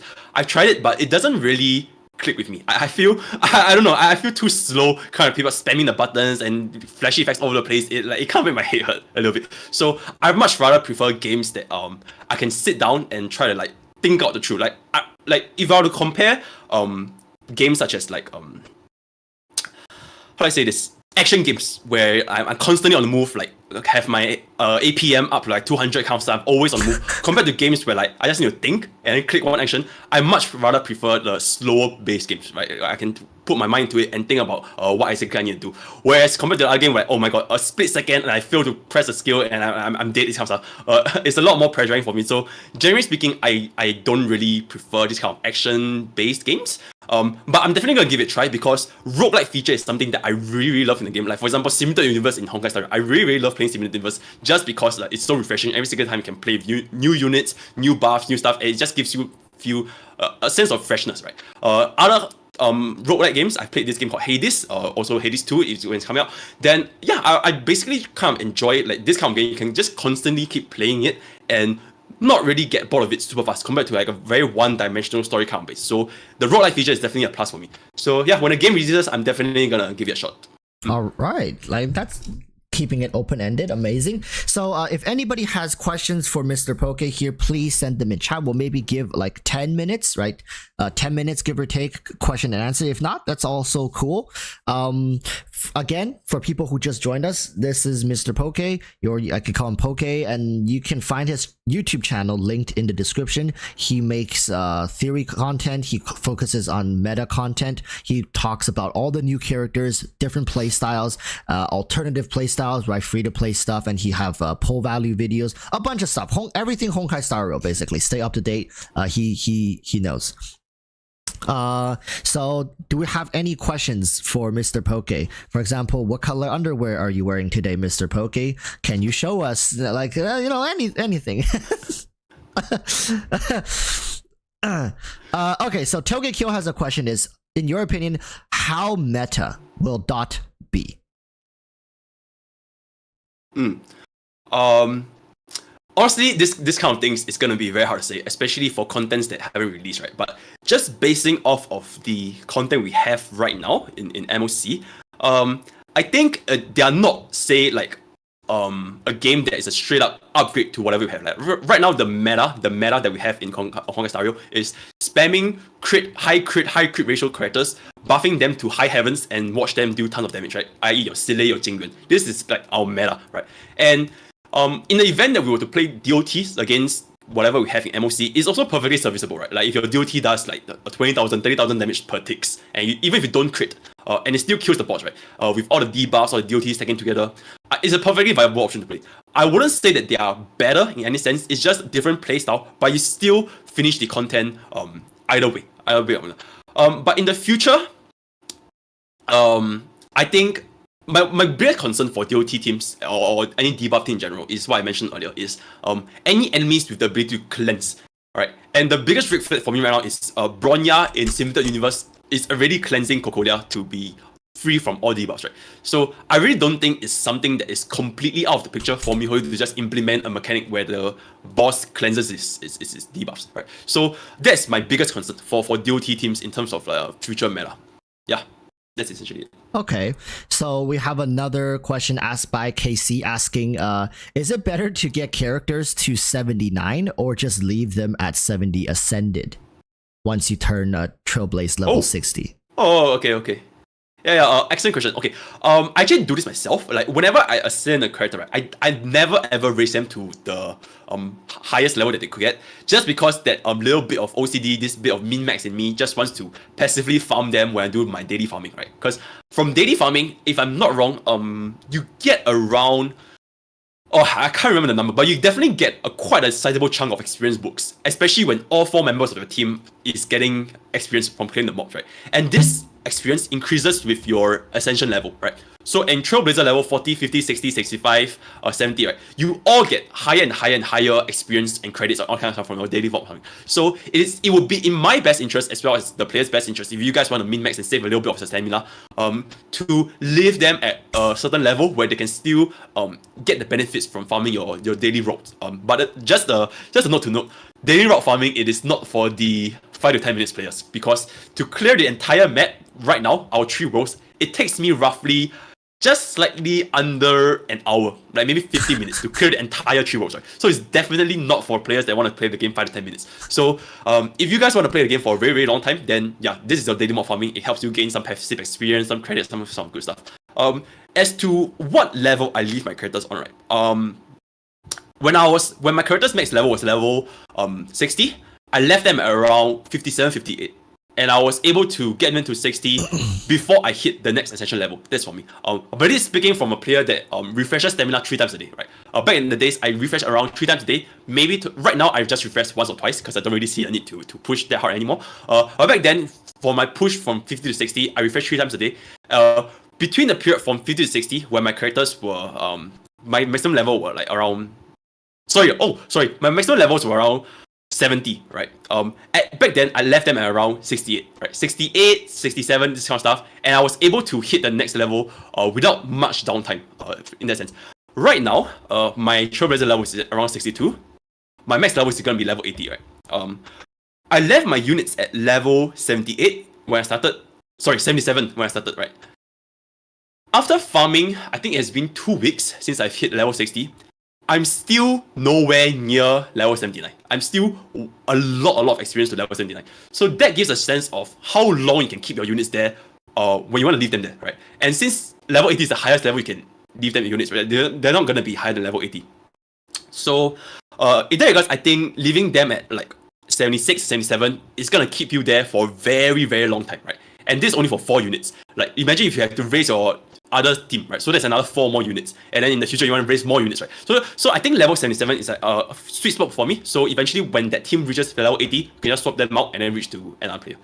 Yeah, so that's for the passive experience counting. Okay. Wow, I didn't know that. I leave all of them at 69, but that's for a completely different reason, especially the waifus. But here's another quick question is, how did you hear about Honkai Star Rail? How did you first come into contact with this game? For me, because I play gacha games quite a lot, right? I've played gacha games since like way back. So I frequent this subreddit on Reddit known as Gacha Gaming or Gacha Gaming. I can't remember the name. It's Gacha Gaming. So I always try to kind of see what are some of like the hype releases games that's coming up. And as a player that missed out on Genshin. I didn't play Genshin when it was released back in the day because all life reasons and stuff. I was eager to get into another MiHoYo game. So the moment I realized that Star Rail is going to be a thing, and also realized that it's going to be a turn-based game, it's like perfectly right up my alley. Like I like turn-based game, I like this kind of thinking game, and also it's a game that's by MiHoYo, right? And I've never played a MiHoYo game, so I've always wanted to try to just dip my feet into the entire HoYoverse, right? So I first heard about the game from the subreddit Gacha Gaming, and from there, slowly more and more players started covering it. There's more like videos on YouTube, like unit ultimates, gameplay trailers, all this kind of stuff, and yeah, that's how I got into the game. I see. Cryocar is asking, would Locha be considered a must pull if one is going to pull for future destruction characters who's not Blade? So I'm guessing he's asking characters who, right, maybe also lose health or have high aggro, so losing health, and then Locha can buff them back up. Do you think Locha's synergy extends beyond just Blade in the future?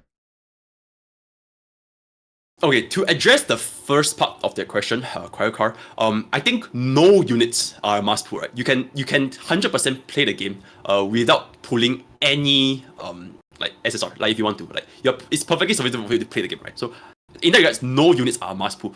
But are they a good pull, right? Are they a good pull if you want to pair them with future destruction units that I'm gonna be assuming units that use their health that give them some sort of benefits, right? Are they a good synergy? I would say it depends, because the biggest thing with the synergy between Locha and Blade, right, is because Locha is a character that doesn't use that much skill points, Whereas Blade, from what I know, he needs to spam his skill points to try to get him to a certain health level, right? But when he's at a health level, you cannot be affording to spend more skill points on your healer to try to get him back into a level where he doesn't die in one hit, right? That's why they kind of synergize very well with each other. So Blade just goes all in on the skill points, and Locha doesn't really use that much skill points and can still heal him to a very nice amount, right? So that's why they have a good synergy. It's not because that Blade uses HP, right? The using HP thing is not the main focus. But with that in mind, I think Locha will always have good synergy with not just destruction unit, any unit, right? Because like I said, his key selling point as a unit is that he doesn't need to use skill points compared to a lot of our units. So any unit that doesn't use skill point, you can pretty much just fit him into most teams, right? Because he just doesn't use skill point. This whole skill point economy thing is a super big thing. So with that sense, I think Locha would be a very good pool for future units. Not just for destruction class. Whether there's any synergy between a unit that uses health, honestly, we'll have to just see how the unit functions before we can make a conclusive statement whether they synergize well together. Yeah. All right, so last few questions here. I think we got J Mike and Andrej, and that's it. We gotta let the man go at some point. So let's start with J Mike's question. The real question is, do you need a healer if you aren't taking any damage via other means like shield, which is preservation units, or action delays, which are certain unique nihility units, right? Do you think that the role of healers will be less and less in the future when we have more unique options to not take damage? Yeah, thanks for the question, J-Mac. Definitely the answer is no, because right now for my own account, right, I don't have Bailu and I don't have Japat, so my second team is probably always going to be running March. I definitely don't need a healer because I can clear the stage without it. So I'm going to be assuming if you need something, if you don't have it, you're not going to be able to clear it. So with that context, you definitely don't need it if your team is not in a place where you're dying without a healer, right? In any form of mechanics, right? Shields, action value delays, debuffs, or just straight up killing your enemy in like one turn, all this kind of stuff greatly reduces the need for you to have a healer on that team. Yeah. Amazing. So we got the last question is Andrej Bilka. They're asking, did someone do the math? How many relics is optimal to farm at each equilibrium level? Oh my god, this is a question. This is a question and a half. So I don't know, do you know, Mr. Poke, at 50, 60, 65, like what's the optimal amount to farm?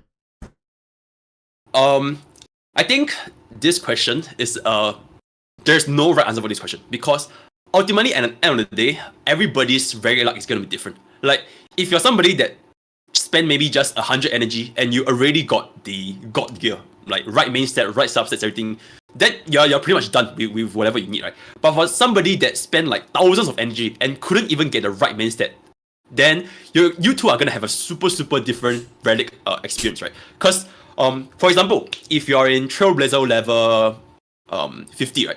50 is typically the time where we recommend players to start farming relics, because that's the time where you're guaranteed 2 gold drops, right? So 50 to 60 is the time where you're guaranteed 2 gold drops. So that's the time where it's recommended for you to really start trying to focus at least getting the right main stat on the character. At least the right main stat. Maybe don't need to care about substats, but at least the minimum need the right main stat. So with that in mind, I'm just going to give you an example, right? For myself, I've been farming the quantum set for Sile ever since Sile banner came out. Ever since I was level 40 to 50, I wasn't even level 50, but I still just wanted that quantum set for City. From that point on, from Trailblazer level 40 all the way until like towards the end of level 50, right? I didn't manage to get a single speed boots on quantum. Not a single speed boots, right? Not a single gold, not a single purple, just 0 speed boots for quantum set at all. I think I must have dumped at least like 3,000 stamina on the thing. Not a single speed boost. So even until now, my Silver Wolf is running the Wandering Snow speed boots. Just because I couldn't get the speed mix up. Like, I don't know how this happened, but this is just an example, right? So if your RNG is just that bad, then you just have to make use of what you have, right? You can't be picky if the game just doesn't decide to give you that set and that main stat. Just gotta use what you have. So with that in mind, how much you want to farm your relic is really dependent on how lucky you are and how much you want to develop that unit. Yeah. All right, perfect, amazing. Thank you so much, Mr. Poke, for being with us. I mean, I'm sure chat really enjoyed this. I'd see they really loved hearing you talk about the game. Which, if you guys want to hear more about Mr. Poke talking about the game, or in fact, Mr. Poke, you gotta start streaming, right? Like, start streaming, set up a time, you know, so people can go there and ask you directly about this stuff. His channel link is down in the description if you guys are just joining us now. Again, reiterating, Mr. Poke here is a content creator, right? He just got started with content creation, I believe, in Honkai Star Rail. He's doing amazing. And some people were asking, like, isn't he Singaporean? Why did you say CN specialist? Well, it's because Mr. Poke does a lot of research on the CN meta. CN, as you guys may or may not know, is a more theory focused community. They love math, right? They love the whole theory. They love like limit testing. I'm not saying EN or Global doesn't. It's just in CN that is like their bread and butter. They breathe and live that. And Mr. Poke has a great channel that focuses in on the intricacies and the detail of CN meta content. And of course, it's all in Chinese, right? So Mr. Poke has done a lot of translation work, has done a lot of interpretation work just for the global players, right? If you guys are interested in wacky, unique ways to play the game as well, he's your guy to go to. Now, Mr. Poke, since we've had such an amazing time, I would love to re-invite you maybe in the future. Maybe we can even set up a podcast whenever a new patch drops. I would love this. This has been such an amazing chat. Thank you for your time, and we'll let you do the outro. If you have anything you want to say, do a shout out, right? More content, like promote your Discord channel. Go ahead, let them know, because I only know so much. Go ahead, Mr. Poke. All right. Yeah, first things first, thank you so much for having me here, Walrus. It's been an absolute blast talking with you. I think it was really, really smooth, considering that we didn't rehearse for this at all. Like, we had no script in mind. We were literally just talking off the top of our heads, and it's just so great that I think most of our thoughts really align with us. So thank you so much for having me on this channel. With regards to streaming, I actually do stream, but I stream very, very rarely on Twitch, just once a week, just to do like my MOCs. I do some viewer accounts there, but just on my Twitch, right? But all my channel links, like my Discord, my Twitch, my YouTube, all this kind of stuff can just be found on the link provided by Walrus in my YouTube channel. I basically link everything there. So yeah, if you guys want to watch more of my content, feel free to check out any of those places. But I'm definitely looking forward to having more appearances here. I really enjoyed my time. Maybe even a podcast, all this kind of good stuff. So yeah, once again, thanks for the chat. Thanks everybody for the support and all the questions. It's really insightful. Great to see that so many people are interested in the game, in some of meme-maxing, all this kind of stuff. And one last thing before I go, right, I just want to really, really stress this. I am not a professional, okay? I'm not a specialist. I'm not like some huge big brain guy. I'm really, really not, right? I'm just another player that enjoys the game as much as any of you here, but just so happens to also understand Mandarin and able to look at a lot of CN contents and able to translate them for you, right? So really, really, I am not a professional, but don't think that everything I say are the gospel of God and everything I say is true, right? I'm definitely just another ordinary player. So yeah, thank you for having me, Walrus. Thank you so much. All right, thank you, Mr. Poke. I'll see you next time. Have a good day. Thank you. Thank you. Bye-bye. Thank you. Bye-bye. All right. So there you guys have it, Mr. Poke. We had a lengthy conversation. Obviously, you know, the guy is knowledgeable. Like, from the way we've engaged with him, he knows what he's talking about. He's done a lot of research, right? So if you guys don't believe it when I say it, hopefully you guys have a little more reassurance when he's obviously, like, just like he said at the end there, don't take his word as like the end all be all. And of course, when you build a community up, you're gonna have a situation where people just watch your content. Like, they don't care about other people. They just watch your content. And if you say something that is incorrect, and it can end up backfiring, right? I had people, even till this day, believe it or not, I had people coming to me saying, Walrus, you know, like, when you first told me to skip Kazuha, I listened to you and I regretted that decision for a whole year. And I feel really bad. I did feel really bad. And I've said this many times in the past. I don't ever want people to ever be in a situation where they only listen to my advice. Well, to be fair to myself, regarding the whole Kazuha situation, the vast majority of content creators were saying the same thing. They were all saying, like, you know, if you have Venti invested, if you have Sukuros, you don't really need Kazuha. Ziox even said that, right? So it's not like I was the only one selling that narrative. But again, double checking your sources and really asking yourself, what do you want? If your whole goal in the game is to min max and optimize, sure, right? There's plenty of people giving advices to how to continue to build your account. In the case of Honkai Star Rail, I hope with the before Lotra has come out, we've covered enough of his details and his, like, your wants and needs. in regards to this character and how you're going to proceed building the game should dictate whether or not you pull for him or invest into him, right? All this stuff, amazing discussions. I think there was a lot of value to be had there.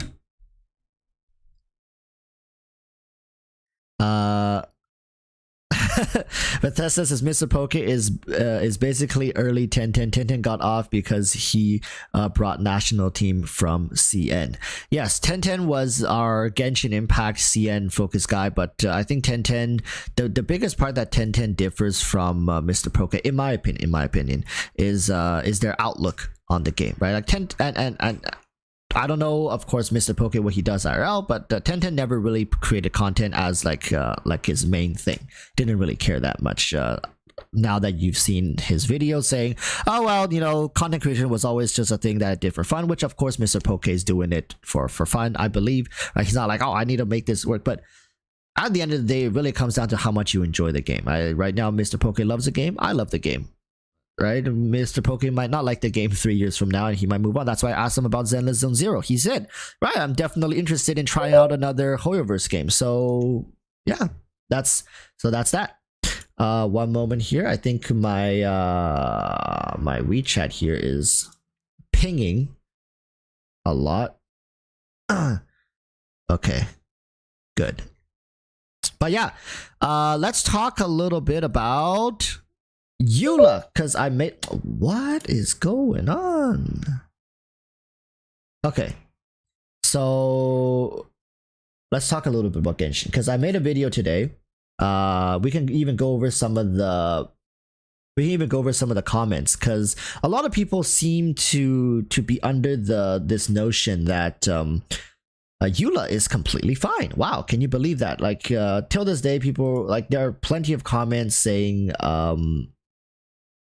that you know, I've been using Eula to do what I've been having a lot of success with Eula, like just run right in Lamau, or like, oh, this is a non-issue, right? This whole conversation regarding Eula is a non-issue, which I would like to disagree, because I am under the notion and belief that characters should not have such large discrepancies when it comes to their overall effectiveness in the game. That's what I believe, right? I think you should try to, like, yes, discrepancies should happen, like a plus minus effectiveness of 20-30% even, given the situation, should be. But like, we're talking about the differences of like 80%. Like, if you compare her to Nahida and how relevant they are in the game right now, how can you even compare these two characters, right? Of course, Nahida is an Archon, it's not really fair. What about her to Kazuha? What about her to Yelan, right? What about her to Hu Tao, even a character in the same category, being a DPS, right? What about her and Sino? I think her and Sino is much closer in that regards, but even Sino is bounds beyond her effectiveness in the game. So, right? So what's the deal? People saying, and a lot of them saying like, oh, just because Eula can clear the content, right, you can still use her, means that she's fine. You can still use what's her name again? I even forgot her name. The guy from, I mean, the lady that was, but my god, look at those. Where is she? This one. You can use Aloy. So she's a balanced and well-designed character, right? Just like, I can use her. Like, that argument doesn't really make sense to me. Where's the garbage can? Right, like then what? At what point do we say like, okay, a character needs help? Then what's the point of buffing Zhongli? A lot of people were saying Zhongli didn't need a buff, right? So Aloy is balanced, right? Because you can clear content. Amber is balanced, right? She's fine.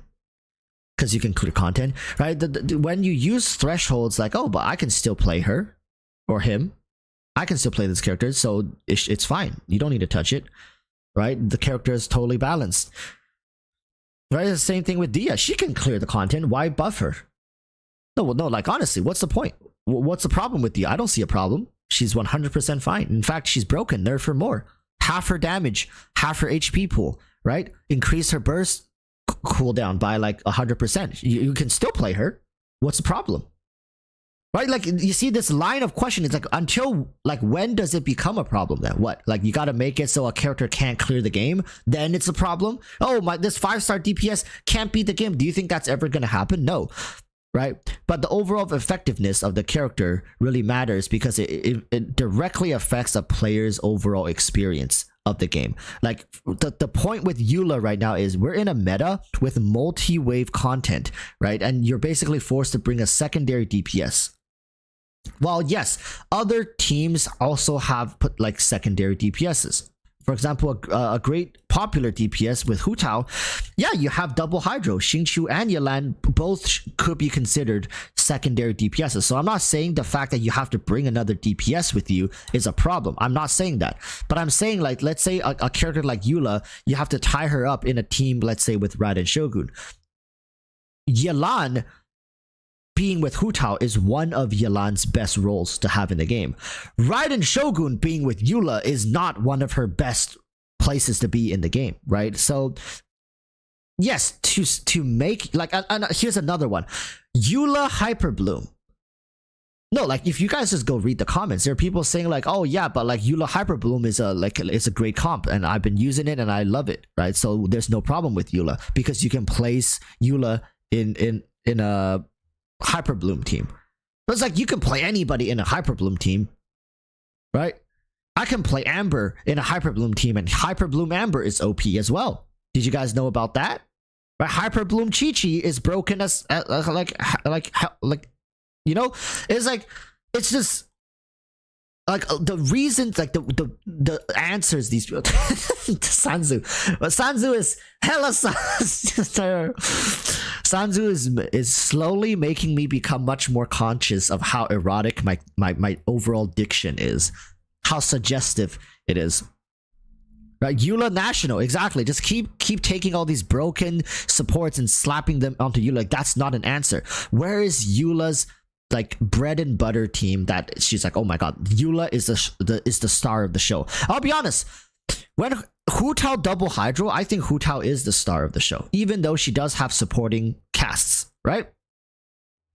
All characters, all DPS have supporting casts, right? You would even argue some share the stage more. Let's say a character like Nilou. Sure, she's the star, but she shares the stage with a lot of other characters. But the problem with Eula is, with Eula, it seems like she should be the star, but it just feels like that the supporting cast is stealing more of the spotlight. I don't know if that's a good enough way to explain it. Hu Tao is the star. Ayaka is the star. Whatever team Kazuha is on, he's just, I'm kidding, right? But I'm saying is that there are strict focuses, but when it comes to Eula, she's not the star. She's not the star. She's half a star, and Raiden Shogun oftentimes is the other half, right? So it's like a character that's slowly losing their identity. Like I honestly feel like Eula in her own team feels like a support DPS. In fact, you're playing Raiden Shogun for the most of the time, and then you switch to Eula to do one burst, and then you switch out again to Raiden Shogun. That's just how I feel, right? Right now, it feels like she lacks consistent DPS, but then there's another problem, right? She does so much burst DPS, but at the same time, you're going to give her more consistent DPS, then does she not become more broken? Not really. Because why? The meta has now evolved into not only multi-wave content, but bosses that moves around and becomes invulnerable. They go underground. You need to be able to abuse small DPS windows, right? Characters like Hu Tao, characters like Ayaka, who can abuse like short 6-7 second DPS windows, are amazing. Quick Bloom, Super Bloom, these are all good options nowadays, right? Aggravate, even Melt Ganyu right now could have ways to abuse these short windows, but a character like Eula, who demands more field time, demands enemies be situated for longer, is suffering a lot more. On top of that, you have to crit fish. Like, yes, bring double cryo is a no-brainer. You have to bring a double cryo unit with Eula, right? So in these kind of situations, it just feels like not only is a lot of her damage going to waste, meaning like excessive damage. Like who cares if you do 1.5 million damage? Most of it is going to waste, right? Most of it. So that's where it led me to making the video saying that I think she potentially needs a slight rework or some adjustments to her numbers.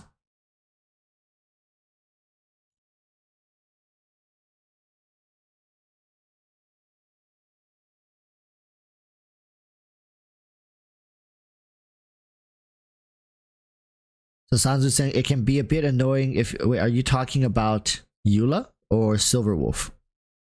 Because previously Silverwolf can be good for free to play, but she isn't going to fit into any team is the thing. Always have to slot based on mob weaknesses. If that sounds too much work and RNG, then probably don't pull.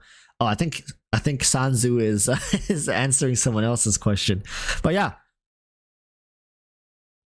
Corpse is saying it's only a problem if you want a 3060 Abyss with Eula, which I think you can still do. She still facilitates. It's just more difficult and requires a lot more investment. And another question I posed in my video was, if you had the option and you're not like a huge Eula fan, why would you pull this character and put like that much investment into her to guarantee she can 36 star the Abyss, right? That's a legitimate question to have, unless people's answer was like, oh, if you don't like her, why are you polling for her? I'm like, well, I want to invest into physical DPS. I want a physical DPS and explore my options. Then suddenly I realized, well, physical DPS is in such a shitty place as well, right? Then it becomes not only about Eula, but the fact that physical DPS right now is not sitting in a good place. Because it's thank you, sorry Walrus. No problem. I was reading it down as well, so I kind of knew the situation. J Mike is suggesting make Shatter crit, buff Geo, Cryo, and physical element all together. Make Shatter crit, and maybe make Shatter have a higher percentage multiplier for crit. Because Shatter is a very disruptive reaction. It ruins your freeze state, right? It breaks the freeze, allows enemy to move, but I think in return you should be able to have a higher multiplier, maybe like a 1.5, maybe 2 times multiplier for Shatter. I think it's fair.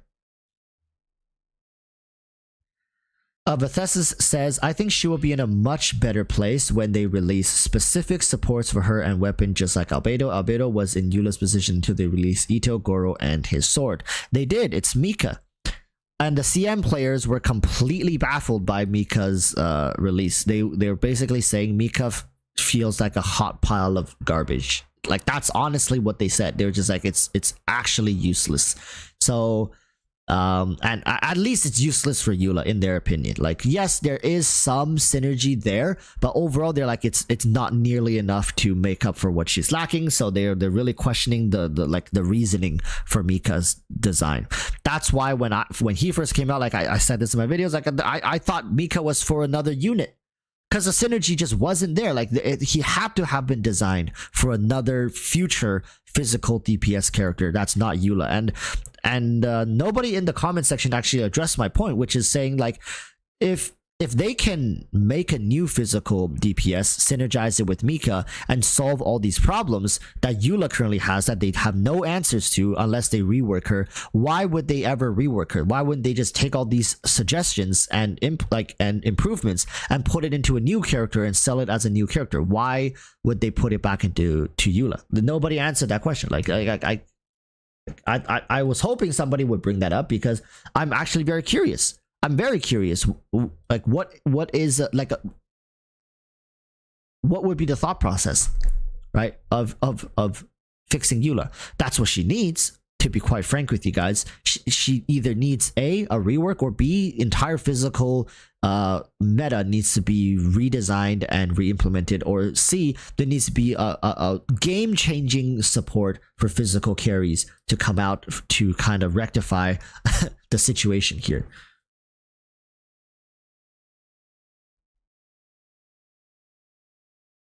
Kisa Polar says Mika is the only character I've never used. He is actual trash, which, like, I'm struggling to believe as well that Hoyoverse created a character that is this like irrelevant. I'm not gonna say useless because irrelevant means that currently they're useless. Useless just means they're useless.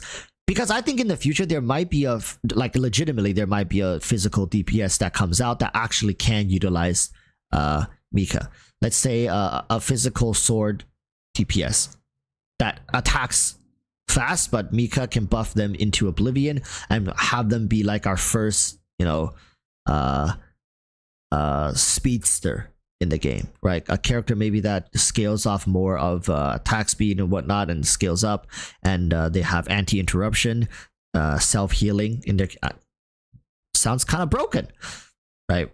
But yeah.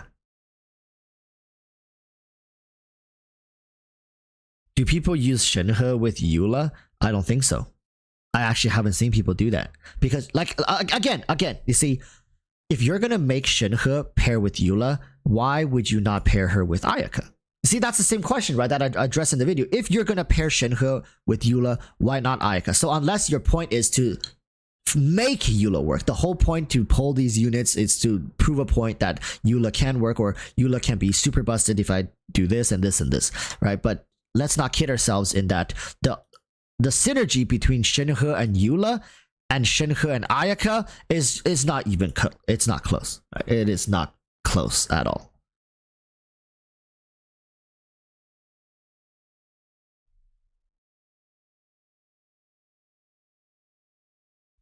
Bethesda says she needs a specific electro support for her. The kit can be after 10 seconds after the skill ultimate activate for 2 seconds, or the crit rate of on field is 100%. C6 gives crit damage in that 2 seconds. Well, the thing is, more damage to Eula doesn't really help her. She has the, like, I don't, like, mathematically I've never done the work, but I honestly believe till this day that Eula has the most amount of useless damage in her kit, like utterly useless, because like I again said in the video, once you pass a certain threshold, let's say the boss has 500,000 health and you did like a 1 million damage crit with Eula, what does the other 500,000 even matter for? It doesn't. So I think she currently right now is a character in the game. Yes, she has, so that's why I say increasing crit damage even more doesn't really, unless you're like a free-to-play with a free-to-play weapon, then yes, going from dealing half of the boss's health to maybe dealing like 3/4, 75% of the boss's health is a welcome addition. But it doesn't really solve any issues for her in the long term, like in the end game. Even if you're free to play, eventually your Eula's gonna be level 90 out of 90, talents all maxed out. Maybe you have her signature weapon, maybe you have an R5 free to play weapon. But the problem still stands that once she gets to a point where the damage is excessive, then it's about uptime. How often can you use her burst? Can you get her burst back immediately? Which right now you can. Right, run Diona, Sackbow Diona, Raiden Shogun, you can get her burst back almost off cooldown, right? And then you use it again. But the problem is multi-wave content makes it so that if you're waiting for her burst off cooldown, you are wasting many seconds waiting just for her cooldown. So what ends up happening is you rotate to a secondary DPS option, which kind of makes her role as a hyper carry irrelevant as well. Back in the day, when her burst went off, the chamber was done. You get the black screen, you move on to the next chamber or floor. Now, when her burst ends, you need to switch to a secondary carry to continue dishing out damage so that she can get prepped up and ready for the third wave of content, right? She now has to share her team. She went from a hyper physical DPS to like a shared DPS composition, right?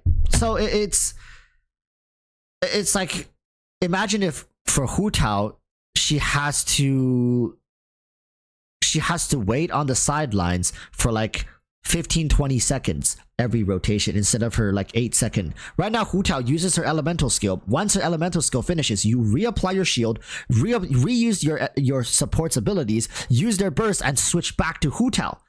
But the thing with Eula is right now she uses her burst and she switches off and waits, and another character just takes the field and deals damage. So she's not really a hyper carry anymore. That's the problem. She's not a hyper carry anymore. And this distinction is actually, like, in my opinion, it ruins her identity in the game a little bit. Just a little bit. right? Because you were thinking, I'm gonna pull Eula and have her just crush the content, which she can still crush content, but she needs to take breaks in between. Oh, yeah, I have a work call from CN, so I actually do have to go now. Okay, but yeah, I'm gonna end the stream here. Sorry guys, but this is work. I do have to go. But yeah, thank you guys so much for watching, and do stay safe. I look forward to more live streams, more discussions, more interviews, and whatnot. But yeah, work comes first. Gotta work. CN calls. Legit CN. Bye bye.